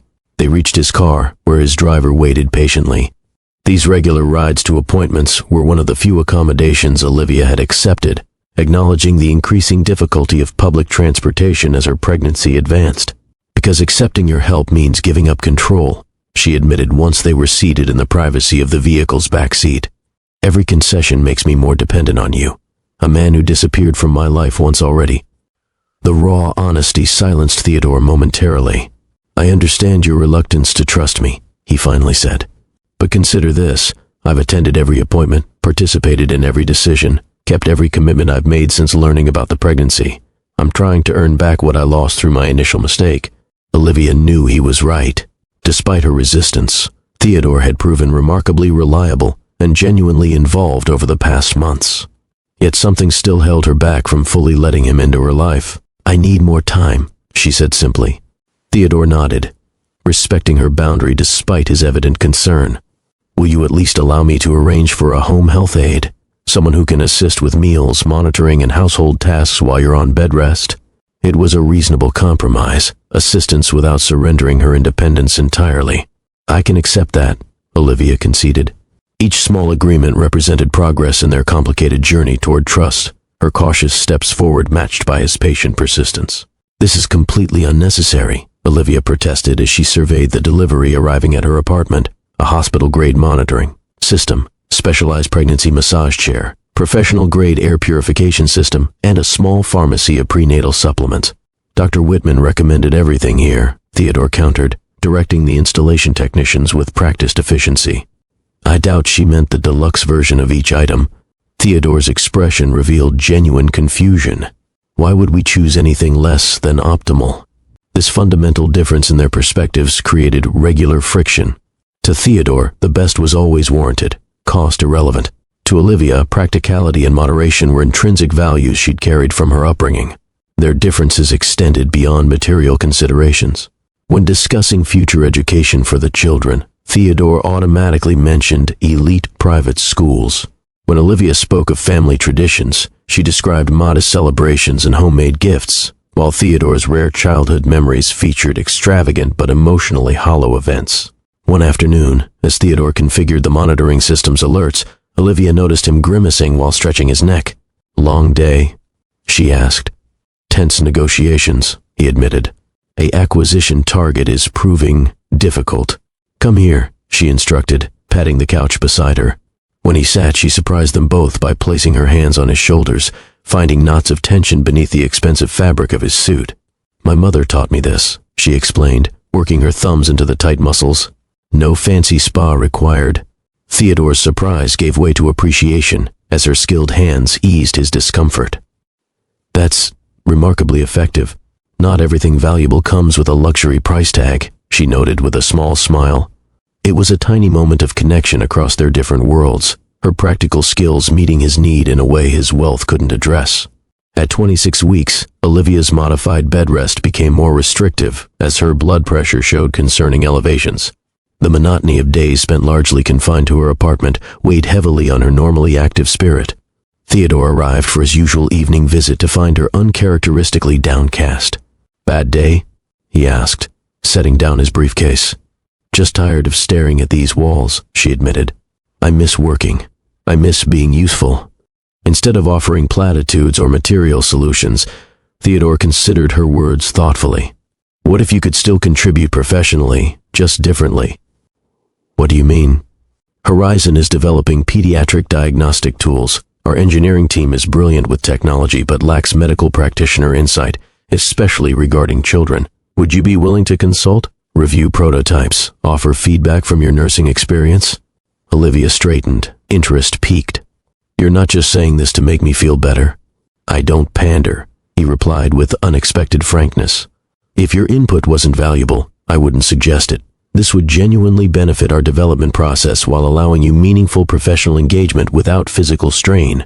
The offer revealed something important about Theodore. Beneath his billionaire status and business acumen was a person who understood that human value wasn't measured by wealth or position, but by contribution and purpose. Their professional collaboration revealed new dimensions of compatibility.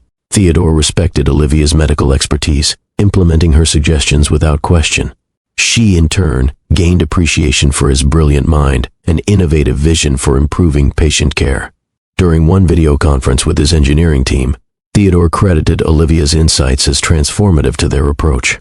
The genuine respect in his voice wasn't performative. It reflected authentic appreciation for her professional value. These glimpses beyond his public persona gradually shifted Olivia's perception. The man who discussed medical innovations with passionate intensity, who remembered details about her patients' stories, who worked tirelessly to improve healthcare access, this was someone far more complex than the calculating billionaire she'd initially imagined. "I've been thinking about your clinic dream," Theodore said one evening as they reviewed the latest ultrasound images, now showing 4 distinct babies whose features grew clearer with each scan. Olivia looked up, surprised by the shift in conversation. "What about it?" "Your vision for accessible pediatric care aligns with Horizon's mission. Have you considered partnering with our foundation rather than starting from scratch? You'd maintain clinical direction while leveraging our resources for faster implementation." The suggestion was unexpected but intriguing. "I've always imagined doing it independently." "Independence has value," Theodore acknowledged, "but so does maximizing impact. Together, we could help more children sooner." The conversation evolved into a deep discussion of healthcare accessibility, community needs, and innovative service models. Their different perspectives, her ground-level clinical experience and his strategic business viewpoint, complemented rather than conflicted, each strengthening the other's approach. "You know," Olivia observed after they'd sketched a preliminary concept that excited them both, "when you're talking about work that matters to you, you become a completely different person, more alive somehow." Theodore considered her observation. "Most people only see the CEO persona. It's easier that way. Maintains necessary boundaries. Why show me the other side?" His answer came after thoughtful pause. "Because you never seemed impressed by the billionaire. From that first night you responded to the person beneath the title. It's refreshing to be seen for myself rather than my bank account or position." The honesty between them had grown alongside their practical collaboration. Though romantic involvement remained absent, genuine friendship had begun taking root, built on mutual respect, shared purpose regarding their children, and gradual discovery of complementary strengths. As Olivia's pregnancy progressed and the reality of impending parenthood drew closer, their initially adversarial relationship evolved into something neither had anticipated, a partnership founded on growing trust and authentic appreciation for each other's unique qualities. What happened next in Olivia and Theodore's journey challenged them in ways neither could have anticipated. Their fragile trust would face its greatest test when a pregnancy complication threatened both Olivia and the babies, forcing them to confront their deepest fears and feelings. "Hey there, beautiful souls. Mr. Ross here. I'm curious, do you believe trust, once broken, can truly be rebuilt? Is forgiveness something that must be earned through consistent actions? Or is it a gift we choose to give regardless of whether someone deserves it? Drop your thoughts in the comments below about trust, forgiveness, and whether you think Olivia should fully open her heart to Theodore despite their complicated beginning. Don't forget to like this video if you're invested in their story, and subscribe to join me on this journey as we discover whether these two can build something lasting from such challenging beginnings. The next chapter brings a medical emergency that will test everything they've built. You won't want to miss it. At 28 weeks, Olivia woke to a dull, persistent ache in her lower back.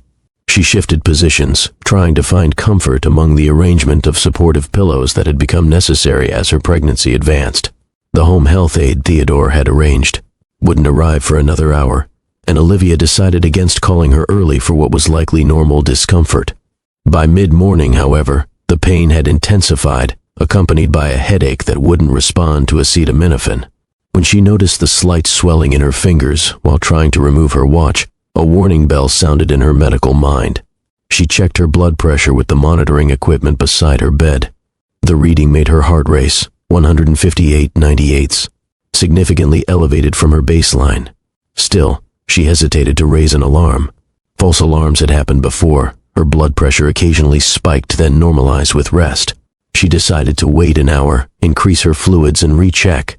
The next reading was 165/100 As a medical professional, Olivia recognized the dangerous implications. Preeclampsia, a potentially life-threatening pregnancy complication, especially with multiples. As an independent woman reluctant to cause unnecessary concern, she was tempted to wait for her scheduled telemedicine appointment later that day. The babies made the decision for her. A fluttering sensation in her abdomen suddenly changed to a painful tightening, too strong and too early to be a normal Braxton Hicks contraction. When a second contraction followed just 7 minutes later, Olivia reached for her phone. Theodore answered on the first ring. "Everything okay?" "I need to go to the hospital," she said, professional calm masking her growing fear. Elevated blood pressure, swelling, and contractions. Possible preeclampsia. His response was immediate and focused. "I'm 10 minutes away. Don't move. I'm calling Dr. Whitman now." Theodore arrived in 8 minutes, his driver breaking speed limits across the city. He took one look at Olivia's pale face and swollen hands and made an executive decision. "We're not waiting for an ambulance," he said, already helping her to her feet. "The car's downstairs." "My hospital bag," Olivia began, another contraction cutting off her words. "Where?" he asked, his arms supporting her firmly. "Closet. Blue duffel." While she focused on breathing through the contraction, Theodore retrieved the bag, helped her into a light jacket, and guided her toward the door with surprising gentleness for a man accustomed to commanding boardrooms rather than assisting pregnant women. In the elevator, Olivia leaned heavily against him, her professional composure beginning to crack as fear seeped through. "If it's preeclampsia with contractions this early, don't." His voice was soft but firm. "One step at a time. Dr. Whitman is meeting us at the hospital. The NICU team is on standby as a precaution." The efficiency of his preparations should have made her feel managed, but instead provided unexpected comfort. For once, Olivia was grateful for his take-charge approach and seemingly limitless resources. In the car, Theodore kept one arm around her shoulders, while his free hand maintained constant contact with Dr. Whitman via phone. He communicated Olivia's symptoms with precise detail, including blood pressure readings from the past week that he'd apparently memorized. Between contractions, Olivia noticed his outward calm betrayed only by white knuckles and the muscle ticking in his jaw. His fear was evident, yet he channeled it into purposeful action rather than panic. When they arrived at the hospital, Theodore didn't hand her off to the waiting medical team.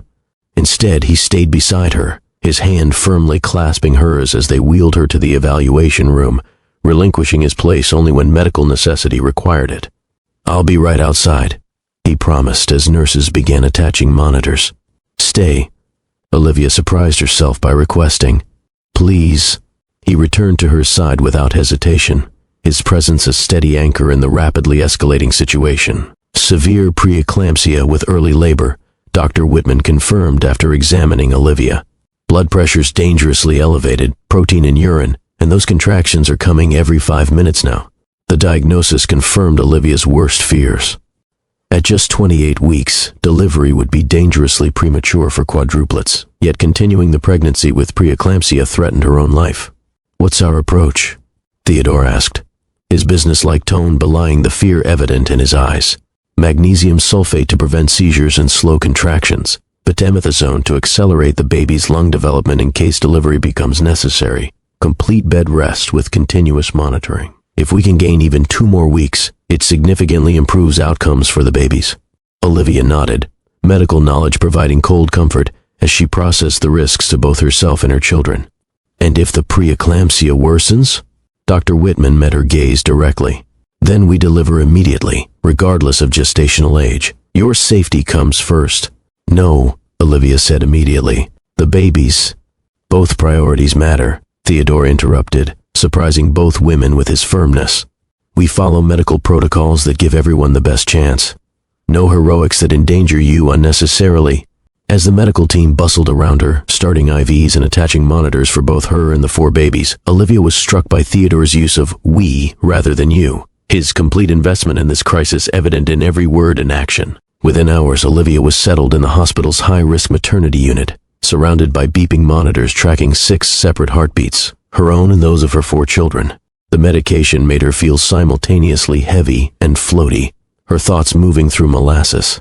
Through the haze, she was aware of Theodore establishing himself in her room with quiet determination. He arranged for a comfortable recliner to be brought in, set up a small workstation on the side table, and informed the nursing staff he would be staying continuously. When a well-meaning nurse suggested he might want to go home to rest, his response was polite but resolute. "My family is here. I stay until they're safe." A simple declaration, overheard through her medicated fog, brought unexpected tears to Olivia's eyes. Days blended together in the muted lighting of the hospital room. Olivia drifted between medication-induced drowsiness and periods of sharp awareness filled with anxiety. Through it all, Theodore maintained his promise, leaving only for brief showers in the attached bathroom. He conducted business via hushed phone calls and video conferences, rescheduled meetings without explanation or apology, and delegated responsibilities without concern for corporate hierarchies. The billionaire CEO had been replaced by a man with a single priority, being present for Olivia and their unborn children. "You don't have to stay continuously," Olivia told him during a lucid moment on the 3rd day. "Your company can function without me temporarily," he finished. "The babies can't, and neither should you." His dedication manifested in countless small gestures. He learned to interpret the monitoring equipment, alerting nurses to subtle changes before alarms sounded. He memorized her medication schedule, gently reminding medical staff when doses were approaching.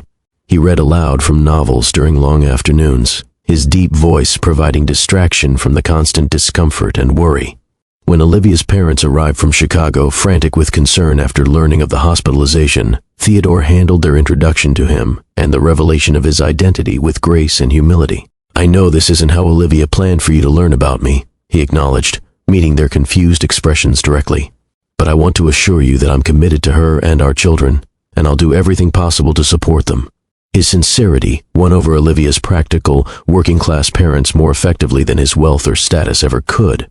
By the 2nd day of their visit, her father was sharing coffee with Theodore in the early mornings, while her mother commented approvingly on his unwillingness to leave Olivia's side. "He loves you," her mother whispered when they were briefly alone. Whether he knows it yet or not, Olivia didn't respond, unable to process such possibilities amid the more immediate medical concerns. Yet she couldn't deny the comfort she found in his constant presence, or how his voice could calm her when anxiety threatened to overwhelm. On the 5th night, unable to sleep despite exhaustion, Olivia found Theodore still awake, working quietly on his tablet in the dim light. "What are you afraid of?" she asked suddenly. Theodore looked up, surprised by the question. After a moment, he set his tablet aside and moved his chair closer to her bed. "Many things," he admitted with unusual candor. "That medical intervention won't be enough, that we'll have to deliver too early, that you'll suffer long-term health consequences." His honesty was refreshing after days of reassurances from medical staff. "I'm afraid too," Olivia confessed. "Not just of the medical risks. I'm afraid of failing as a mother, of not being enough for 4 babies who'll need so much." "You won't be doing it alone," Theodore said simply. "Won't I? We've barely established a functional co-parenting relationship. We're practically strangers who happen to be having children together. Is that how you see us? As strangers?" The question hung between them, demanding honesty neither had previously offered. "No," Olivia finally admitted. "Not strangers, but not whatever we need to be for this to work long term." Theodore was quiet for a long moment, his expression thoughtful rather than defensive. "What do we need to be?" "Partners, at minimum. People who trust each other completely, who can rely on each other through countless decisions and challenges ahead. And you don't trust me yet." It wasn't a question, but Olivia answered anyway. "I'm getting there. These past days, seeing you like this, it helps." Theodore nodded, accepting her honesty without resentment. "My father taught me that vulnerability was weakness, that sharing fears meant giving others power over you. It's taken me years to recognize how wrong he was." "Is that why you keep people at a distance?" "Partly," he acknowledged. "Success created additional barriers. People want things from billionaires: access, money, status. Authentic connection becomes rare. Yet you shared parts of yourself with me that first night," Olivia observed. "Why?" His smile was tinged with self-awareness. "Because you didn't know who I was. You saw the person, not the position or wealth. You listened like what I said mattered, not because of who was saying it." The conversation continued deep into the night, genuine exchange without pretense or performance. Theodore spoke of the isolation his success had created, the difficulty of trusting people's motives. Olivia shared her fears about motherhood, her concern that her professional identity would be subsumed by her new role. For the first time, they spoke as equals with shared vulnerabilities rather than adversaries with competing interests. On the seventh day, everything changed. Olivia woke to excruciating head pain and visual disturbances, bright spots floating across her vision. She reached for the call button, but her hand couldn't seem to find it. Confusion clouded her thoughts as she tried to speak. Theodore, dozing in the recliner, sensed something wrong immediately. One look at her unfocused eyes and he lunged for the emergency button. Medical staff flooded the room within seconds. "Blood pressure 198, 110ths, a nurse called out. "She's seizing." Theodore was ushered out as the team worked, administering medication to stop the seizure and stabilize her condition. Through the partially open door, he caught fragments of urgent medical discussion. Eclampsia progression. Fetal distress on babies B and C. Prepare for emergency C-section. NICU team standing by. Time suspended as Theodore paced the hallway, making urgent calls to ensure the best neonatal specialists were available while simultaneously processing the reality that Olivia and their children were in immediate danger. When Dr. Whitman emerged, her expression was grave. "We need to deliver now. The eclampsia is threatening Olivia's life, and 2 of the babies are showing signs of distress. Will they survive at 29 weeks? Theodore asked, his voice barely steady. "They have good chances with our NICU capabilities, but there are significant risks. Olivia is being prepped for surgery now." "Can I see her?" "Briefly, before anesthesia." "She's conscious again, but confused. Keep it simple and reassuring."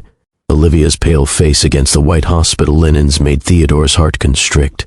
Her eyes found his as he approached, fear evident despite the medication.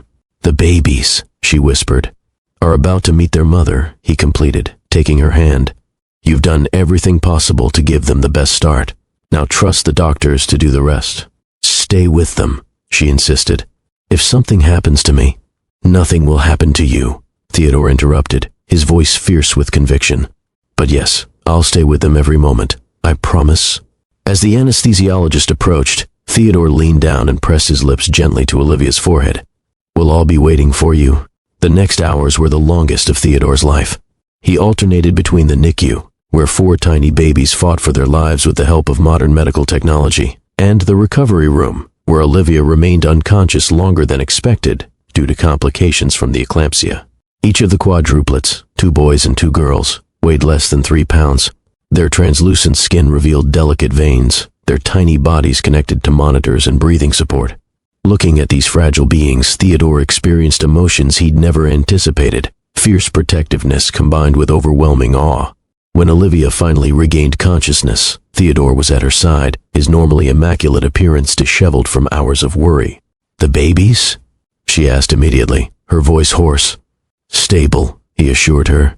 2 pounds, 14 ounces to 3 pounds, 2 ounces, all receiving excellent care. "You've seen them?" "I haven't left their side except to check on you. They're fighters, Olivia, just like their mother." Tears filled her eyes. "I want to see them As soon as you're strong enough, he promised. Dr. Whitman says tomorrow, if your blood pressure stays controlled. Theodore hesitated, then continued softly.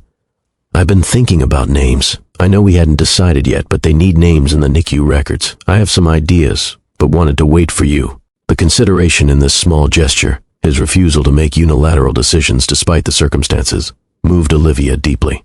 This wasn't the action of someone seeking control or asserting authority. This was partnership in its truest form.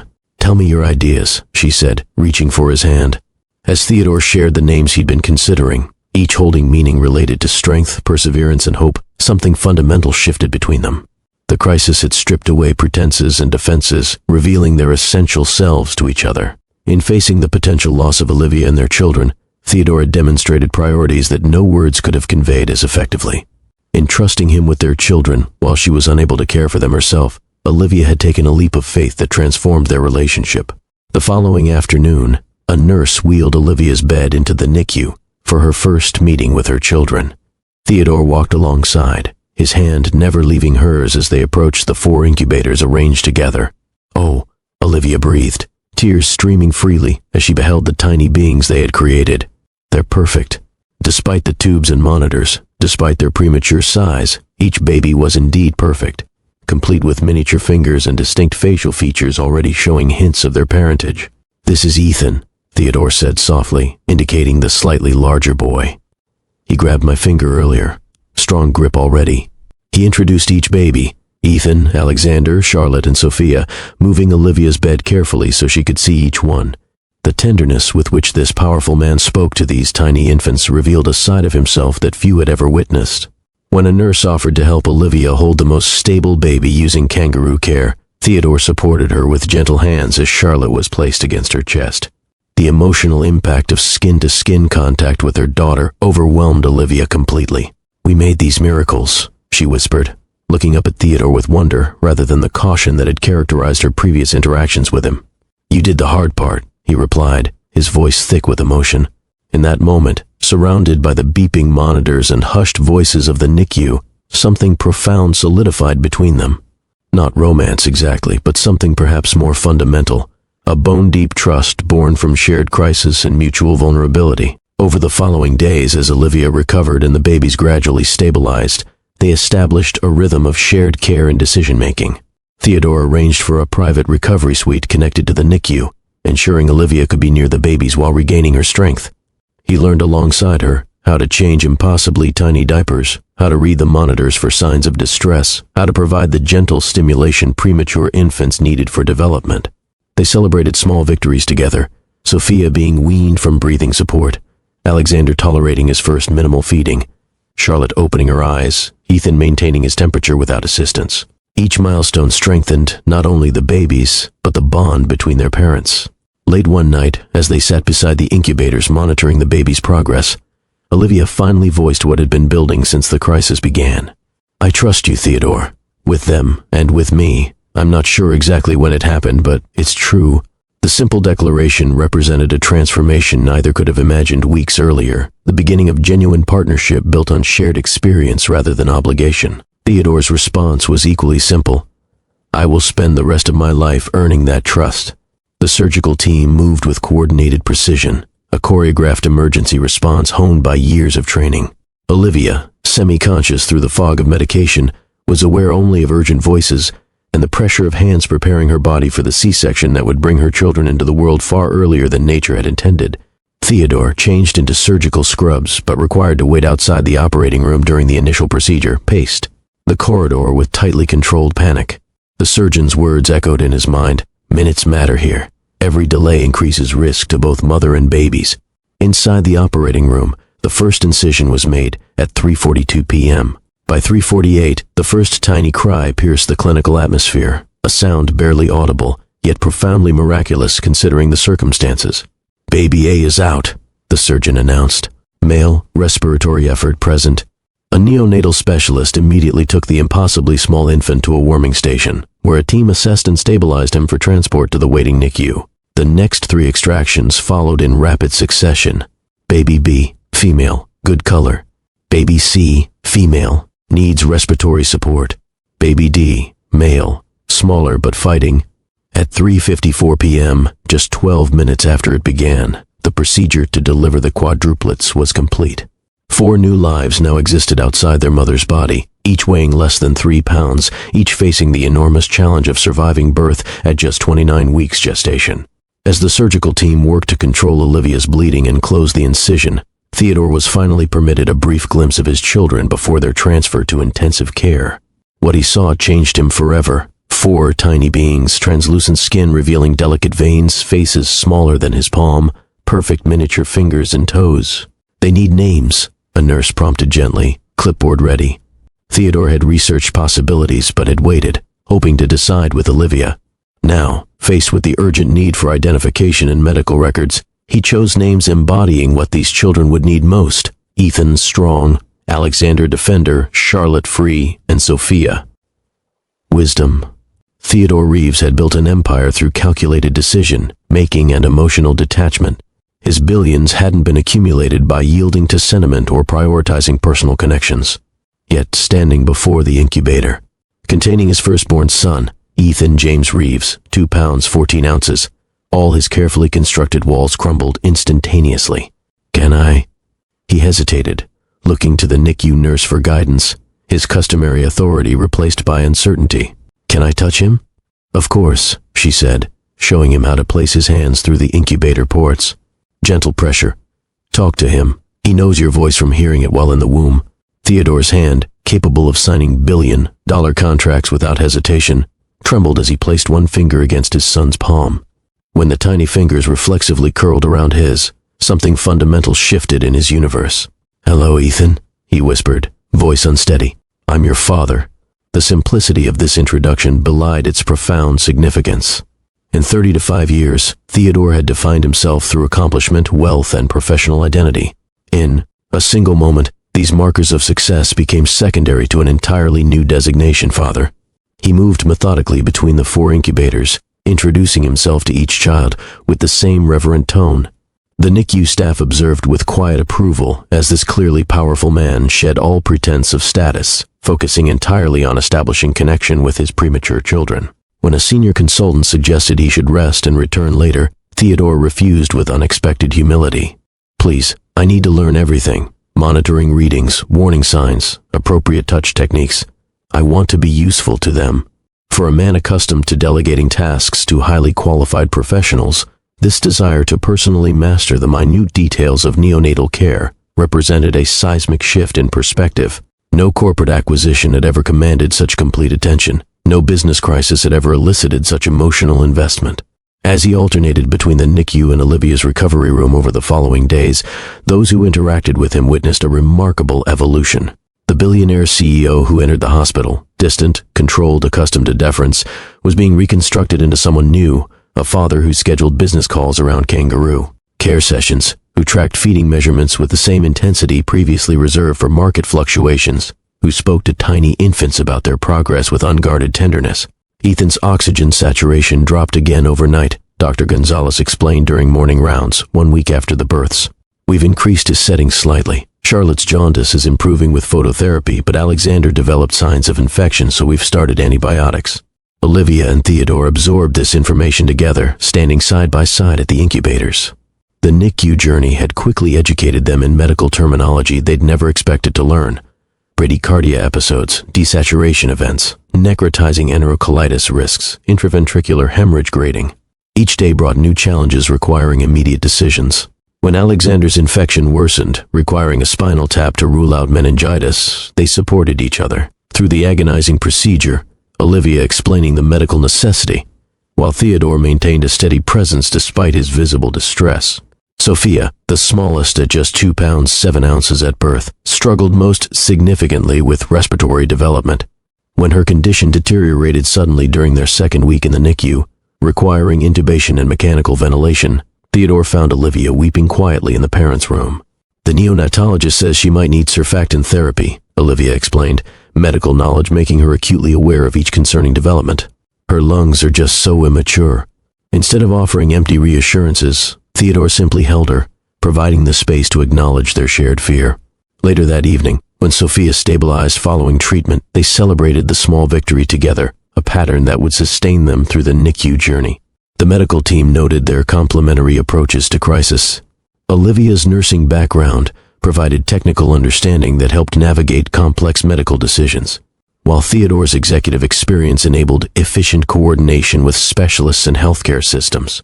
Together, they created a formidable advocacy team for their children's care. "We've never seen parents of quadruplets this organized," remarked a senior nurse after Theodore implemented a color-coded system for tracking each baby's daily progress and medication schedules. "Most are completely overwhelmed." "We are overwhelmed," Olivia admitted. "We've just found that channeling it into systems helps us cope. Day by day, hour by hour, the quadruplets fought their way through the precarious early weeks of premature life. Each small victory became cause for celebration, each setback an opportunity to demonstrate resilience. Alexander gained 30 grams overnight," Theodore announced one morning, checking the daily weight chart with the focused attention he once reserved for stock performances. Charlotte maintained her temperature for 12 hours without assistance, Olivia countered with equal pride. These incremental improvements sustained them through the more challenging moments. Ethan's brief cardiac episode that required resuscitation, Sophia's recurring apnea that kept her on monitoring longer than her siblings, the constant threat of infection that loomed over all 4 babies. At 3 weeks old, Ethan became the first to attempt breastfeeding, rather than receiving milk through a feeding tube. Though he managed only minutes before tiring, his determined effort symbolized progress that brought tears to Olivia's eyes. "He's so strong," she whispered as the tiny boy latched correctly despite his prematurity. Theodore, watching this intimate moment between mother and son, felt a swell of emotion he couldn't have articulated weeks earlier. The business metrics that had previously defined success in his life, profit margins, market share, stock valuations, seemed hollow compared to the triumph of his son's first successful feeding. By the 1-month mark, all 4 babies had doubled their birth weights, a critical milestone in their development. The medical team began cautiously discussing eventual discharge plans, though such conversations remained theoretical rather than imminent. "We're looking at graduating from the NICU one by one, as each becomes ready," explained Dr. Gonzalez. "Typically in birth order, but not always. Ethan's currently our front-runner." The prospect of bringing their children home, even one at a time, shifted their focus toward practical preparations. Theodore had already renovated an entire wing of his penthouse apartment, creating a state-of-the-art nursery with individual sleeping areas and a central monitoring station. "Is this excessive?" he asked Olivia, showing her the plans. "For anyone else, yes," she replied with newfound understanding of his approach to parenthood. "For quadruplets with ongoing medical needs, it's actually perfect. We need to discuss living arrangements," Theodore said as they shared a quiet dinner in Olivia's hospital suite 6 weeks after the births. "Ethan might be discharged within 2 weeks." Olivia hesitated. The independence she had fiercely guarded now balanced against practical realities of caring for medically fragile infants. "I've been thinking about that too. My place has the space and accessibility," Theodore continued cautiously. "The nursery is already set up. But I understand if you're not comfortable with that arrangement." "What exactly are you proposing?" Olivia asked directly. "CO parenting under one roof, at least initially. You would have the East Wing suite, complete privacy, separate entrance if you want it. The nursery connects to both our areas, professional support staff available but not intrusive." He presented the suggestion not as a wealthy man offering charity, but as a father proposing a practical solution for their children's well-being. "And when they're older, more stable medically, we reassess," he replied. "Make decisions based on their needs and our comfort levels. Nothing permanent unless we both want it to be." The proposal was reasonable, thoughtful, and child-focused, prioritizing the quadruplets' medical needs while respecting her independence. It reflected how far they'd come from their adversarial beginning. "I'll need my own space, completely mine," Olivia stipulated after consideration, "and equal say in all decisions regarding the children and household." "Absolutely," Theodore agreed without hesitation. "Equal partnership in every aspect of parenting and home management." They spent subsequent days planning the transition, interviewing specialized nurses for home care assistance, arranging medical equipment deliveries, coordinating with the NICU for training on monitoring systems and emergency protocols. Throughout these preparations, both recognized the significance of this step, not just in their parenting journey, but in their evolving personal relationship. They were choosing to create a family home, albeit with careful boundaries and defined expectations. After 54 days in the NICU, Ethan became the first of the quadruplets deemed stable enough for discharge. At 5 pounds, 3 ounces, he had nearly doubled his birth weight and demonstrated consistent breathing, feeding, and temperature regulation. Remember, he still needs monitoring and specialized care, Dr. Gonzalez cautioned during discharge instructions. This isn't a typical newborn experience. Olivia and Theodore listened attentively, already familiar with most protocols from their weeks of hands-on involvement in the NICU. They had completed infant CPR certification, specialized feeding training, and multiple room and nights at the hospital to demonstrate their readiness. The momentous journey from hospital to home proceeded with military precision, medical equipment secured, specialized car seat properly installed, route selected to minimize traffic and motion. Theodore had arranged for a pediatric nurse to meet them at the penthouse, ensuring professional support during the transition. Entering the nursery with Ethan in her arms, Olivia was struck by the symbolism of the moment, their first child coming home to a space created by both parents despite their unconventional beginning. The room reflected their merged approaches, meticulously equipped with medical necessities per Theodore's planning, yet softened by personal touches Olivia had added. Family photos, handmade blankets from her mother, a gentle color palette. "Welcome home, Ethan," Theodore said softly, standing beside Olivia as they placed their son in his crib for the first time. Their hands brushed as they adjusted his blanket, a momentary physical connection that reflected their deeper emotional alignment. The following weeks brought similar homecomings, Alexander at day 62, Charlotte at day 67, and finally Sophia, the smallest fighter, at day 75. Each arrival adjusted the family dynamic, creating new rhythms and challenges as they balanced home care with continued hospital visits for the remaining babies.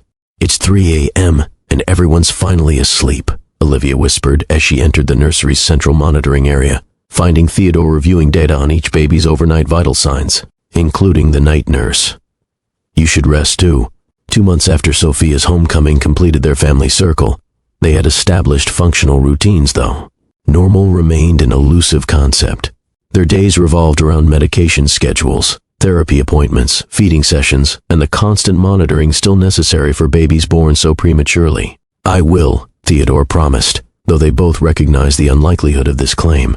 His protective vigilance had only intensified since bringing the babies home, his executive attention to detail redirected entirely toward their care. Despite the challenges, moments of unexpected joy punctuated their exhaustion. Alexander's first genuine smile during a diaper change. Charlotte's focused attention when Theodore read financial news aloud as if it were a bedtime story. Ethan's strong grip on Olivia's finger during late-night feedings. Sophia's peaceful expression when both parents sang to her in harmony. Their cohabitation had evolved into a functional partnership with clearly defined boundaries. Theodore respected Olivia's private space without question, while she acknowledged his need for occasional work-from-home hours to maintain his company responsibilities. They established shared parenting zones where they collaborated seamlessly despite their different approaches. "I never imagined this life," Olivia admitted one evening as they sat together in the nursery's sitting area, monitors showing 4 peacefully sleeping babies. 4 children, co-parenting with a billionaire, living in a penthouse with a medical wing. "I never imagined any family at all," Theodore responded quietly. "My life was exclusively work until that night at the gala." The reference to their beginning no longer carried its former tension. Time and shared challenges had transformed their origin story from a source of conflict into simply the first chapter of a longer narrative. "We need to discuss Sophia's physical therapy options," Theodore said one morning over breakfast 6 months after the quadruplets' birth. The specialist suggested we might want to increase sessions to twice weekly. Olivia considered this while simultaneously burping Charlotte and reviewing Alexander's medication schedule. "Agreed. But let's coordinate it with Ethan's appointments to minimize disruptions to their routines." This pattern of collaborative decision-making had become their norm, addressing each challenge with complementary perspectives. Theodore's resources and strategic thinking combined with Olivia's medical knowledge and intuitive understanding of the baby's needs created parenting synergy neither could have achieved alone. Their partnership extended beyond daily care to longer-term planning. When Theodore proposed establishing a foundation focused on research and support for families of multiples, Olivia contributed clinical insights that shaped its mission. When she raised concerns about balancing the children's medical needs with normal developmental experiences, he respected her expertise and adjusted their approach accordingly. Most significantly, they had developed mutual trust based on consistent reliability rather than romantic attachment. Each had repeatedly demonstrated commitment to their shared priorities through countless sleep-deprived nights, medical emergencies, and daily challenges. "You know," Olivia observed one evening as they completed the baby's bedtime routine with practice coordination. "We've become quite good at this. Not just the parenting, but the partnership." Theodore paused, considering her words. "We have, haven't we?" Despite the rather unconventional beginning, their eyes met across Sophia's crib, a moment of quiet acknowledgement passing between them. The journey from antagonistic CO parents to genuine partners had been neither simple nor straightforward, yet the transformation was undeniable.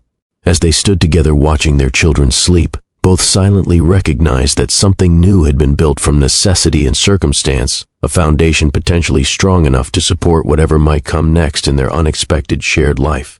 "Happy birthday, little miracles," Olivia exclaimed, watching with delight as 4 one-year-olds approached their individual smash cakes with varying degrees of enthusiasm. Ethan, methodical even as a toddler, poked his cake cautiously before committing to a handful. Alexander dove in with characteristic abandon, cake immediately adorning his face and hair. Charlotte observed her brother's techniques before delicately selecting a frosting-heavy section. Sophia, still slightly smaller than her siblings but no less determined, grabbed her cake with both hands and squeezed, laughing as frosting squished between her fingers. The Quadruplets' first birthday celebration filled Theodore's penthouse with a joyful chaos unimaginable in his previous life.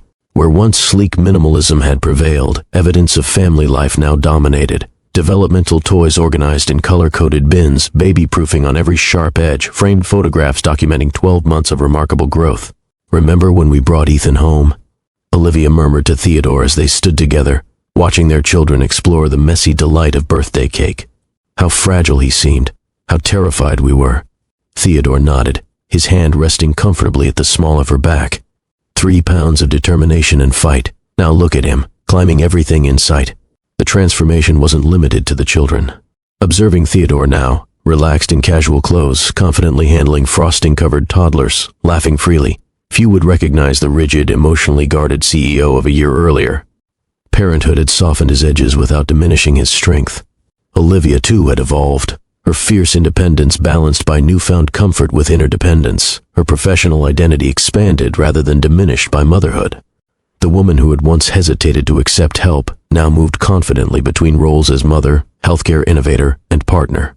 Their extended families mingled easily at the celebration, Olivia's working-class parents chatting comfortably with Theodore's reserved mother, hospital staff who had become friends during the NICU journey joining the celebration, Theodore's executive assistant coordinating with the event planner while bouncing Sophia on her hip. "Quite a village we've assembled," Theodore observed as he surveyed the gathering. "They need one," Olivia replied, watching their children interact with the diverse community that had formed around them. "And so do we." "Dr. Chen, the final equipment installation is complete," reported the project manager, handing Olivia a tablet displaying the completion checklist. "The Chen Reeves Children's Wellness Center can begin accepting patients next Monday as scheduled." Standing in the light-filled reception area of the newly constructed clinic, Olivia felt momentary disbelief. What had once been merely a dream sketched in a worn notebook was now reality. A state-of-the-art pediatric facility designed to serve children regardless of their family's financial circumstances. "We should celebrate tonight," Theodore suggested, joining her after inspecting the therapy rooms. "The team has exceeded expectations on both timeline and quality." "I still can't believe we did this in under a year," Olivia marveled, walking through spaces designed with both medical functionality and child-friendly comfort in mind. "You did this," Theodore corrected. "The vision was entirely yours. I merely provided resources." This was characteristic understatement. While Olivia had indeed created the clinical framework and care philosophy, Theodore had contributed far more than funding. He'd leveraged his business expertise to establish an innovative financial model ensuring sustainability, recruited top administrative talent, and negotiated partnerships with medical suppliers to reduce operational costs. Their complementary strengths had transformed Olivia's concept into something more comprehensive than either could have created alone. A holistic wellness center integrating medical care, preventative health education, physical therapy, and family support services. "We did this," Olivia amended, taking his hand. "Equal partners." The partnership that had begun through necessity in the NICU had extended naturally into this professional collaboration, each respecting the other's domain while contributing their unique perspectives. Theodore never attempted to dictate clinical decisions, while Olivia welcomed his input on business operations, a balance reflecting their evolved personal relationship.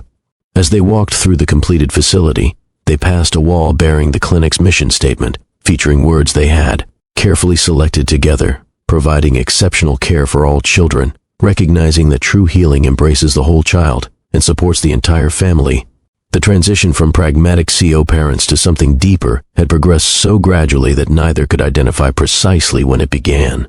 There had been no dramatic moment of realization, no sudden declaration of feelings, just steady evolution through shared experiences and growing trust. Perhaps it started during late-night feeding sessions, when exhaustion stripped away pretenses and allowed genuine conversation, or during the children's health scares, when mutual support replaced self-reliance, or in the quiet moments watching their children sleep, when unspoken understanding passed between them more powerful than words.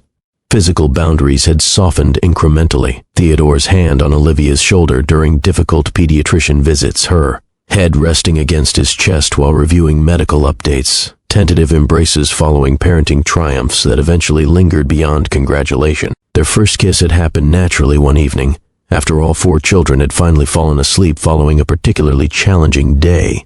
A moment of shared relief had evolved into something more, hesitant at first, then mutual recognition of feelings that had been developing for months. "I didn't plan this," Olivia had whispered afterward. "Any of it." "Neither did I," Theodore admitted. "But I've never been more grateful for unplanned circumstances." They proceeded cautiously, both protective of the family stability they'd worked so hard to create. Their relationship developed behind the scenes of busy days filled with quadruplet care, clinic development, and Theodore's ongoing business responsibilities. Small adjustments reflected deeper changes. Theodore's work clothes gradually migrating to Olivia's closet, her favorite books, appearing on his nightstand, the invisible boundary between their separate living spaces becoming increasingly permeable until it existed only in theory. More significant was the emotional evolution. Theodore learning to express vulnerability without perceiving it as weakness, Olivia allowing herself to depend on someone without sacrificing autonomy. Their individual strengths remained intact, while complementary weaknesses found support rather than judgment. "We took the most backward path possible to finding each other," Olivia observed one evening as they sat together on the balcony after the children's bedtime. "Most people date, fall in love, move in together, then consider having children. When have we ever done anything conventionally?" Theodore replied with a smile, his arm comfortably around her shoulders. "Besides, our way has certain advantages, such as we've already seen each other at our absolute worst and most stressed. Everything else is comparatively easy." On a crisp autumn evening, 13 months after the quadruplets' birth, Theodore asked Olivia's parents to watch the children for a few hours, a request they happily accommodated, having relocated to the city to be near their grandchildren. "Where are we going?" Olivia asked as they entered the elevator. "Somewhere significant," Theodore replied enigmatically. When the car arrived at their destination, Olivia recognized it immediately, the Metropolitan Museum, site of the charity gala where they'd first met. Unlike that night, the museum was closed to the public, a benefit of Theodore's substantial patronage. A security guard greeted them with a nod, leading them through quiet galleries to the exact alcove where they had first spoken. There, a small table was set with champagne and a magnificent view of the city lights. "You recreated our beginning," Olivia observed, touched by the thoughtfulness of the gesture. "With some improvements," Theodore noted. "Privacy, honesty, and no pretense about who I am or what I want." As they shared memories of that fateful evening, Theodore grew uncharacteristically reflective. "That night changed everything, though neither of us realized it. You saw me, not the CEO, not the billionaire, just me. No one had done that in years. I remember thinking you seemed out of place despite your perfect tuxedo," Olivia recalled, "like you were playing a role rather than enjoying yourself." "I was. Until you started talking about your patients, and I forgot to keep playing it." He reached across the table, taking her hand. "I never expected any of what followed. The quadruplets, the NICU journey, creating a family together. But I've never been more grateful for an unexpected path." From his pocket, Theodore withdrew not a traditional jewelry box, but a small, leather-bound book. Opening it, he revealed an elegantly simple ring nestled within hollowed pages. "This isn't a conventional proposal because we've never been conventional," he said, voice steady despite the emotion evident in his eyes. "We built everything backward, became parents before partners, learned to trust through crisis rather than courtship. But the foundation is stronger for it." He removed the ring, a solitaire diamond in a platinum setting that balanced elegance with practicality. "This represents not beginning something new, but acknowledging what already exists, a partnership built on mutual respect, shared purpose, and love that developed when neither of us was looking for it. Olivia Chen, will you marry me, not to create our family because we've already done that, but to celebrate the one we've built together? The first time I held all 4 babies by myself, I was terrified, Olivia admitted, addressing gathered friends and family at their intimate wedding reception 6 months later. Not just of dropping them, but of failing them, of not being enough for 4 children who needed so much. She looked toward Theodore, standing with Sophia in his arms, while Charlotte clung to his leg. What I've learned is that we're rarely meant to carry our heaviest burdens alone. Accepting help isn't weakness, it's wisdom. Theodore's speech reflected complementary revelations. I spent years believing success meant control, independence, and emotional distance. Our children taught me that true strength comes from connection, vulnerability, and interdependence. The journey from that charity gala to their wedding day had transformed them both fundamentally. Olivia, once fiercely self-reliant to her own detriment, had learned to trust not just Theodore, but their entire support network. Theodore, formerly isolated by wealth and position, had discovered the irreplaceable value of family bonds and authentic relationships. Forgiveness was perhaps our most important lesson, Olivia continued. Not just forgiving Theodore for his initial deception, but forgiving ourselves for not being perfect parents, perfect partners, or having perfect beginnings. Theodore nodded in agreement, and recognizing that some mistakes, despite their difficulty, lead to our greatest blessings. I wouldn't change our complicated beginning because it gave us Ethan, Alexander, Charlotte, and Sophia, and ultimately, each other. Life settled into new patterns after their wedding, not easier necessarily, but richer and more integrated. Theodore restructured his company leadership to allow greater work-life balance, prioritizing family while maintaining the business he'd built. Olivia divided her time between the growing clinic and active involvement in the Quadruplets development, her professional identity enhanced rather than diminished by motherhood. Their home remained the penthouse, though significantly modified from its former sterile elegance to accommodate the controlled chaos of 4 active toddlers. Theodore's extensive art collection now shared wall space with framed handprints and finger paintings. Designer furniture coexisted with developmental toys and child-sized furniture. One evening, as they sat together on their balcony watching the city lights after the children were asleep, Olivia asked, "Do you ever miss your old life? The freedom, the quiet, the perfectly ordered existence?" Theodore considered the question seriously. "I miss uninterrupted sleep," he admitted with a smile. "But no, I don't miss the rest. That life was externally impressive but internally empty." He gestured toward their home, where 4 sleeping children and countless signs of family life awaited. "This mess, this noise, this constant demand. It's real in a way nothing in my previous life ever was. I have purpose beyond profit, connection beyond contracts, even with spit up on your designer suits," Olivia teased. "Especially then," he assured her. "I've learned what true wealth is, and it has nothing to do with my bank accounts." Well, beautiful souls, our journey with Olivia and Theodore comes to a close, though their story continues beyond these moments we've shared. From unexpected beginning to beautiful resolution, their path reminds us that life rarely follows our carefully laid plans, yet sometimes delivers exactly what we never knew we needed. I'd love to hear your thoughts on unexpected turns in your own life, those moments that initially seemed like mistakes or complications, but ultimately led to your greatest blessings. How did they change you? What lessons did they teach? Share your stories in the comments below. If this tale of unexpected love, family, and transformation touched your heart, please hit that like button and subscribe to join our storytelling community. Your support allows me to continue bringing these meaningful narratives to life. Until next time, remember that sometimes the most beautiful journeys begin with a single unexpected step. This is Mr. Ross, wishing you love, wisdom, and the courage to embrace the unplanned chapters of your own unique story.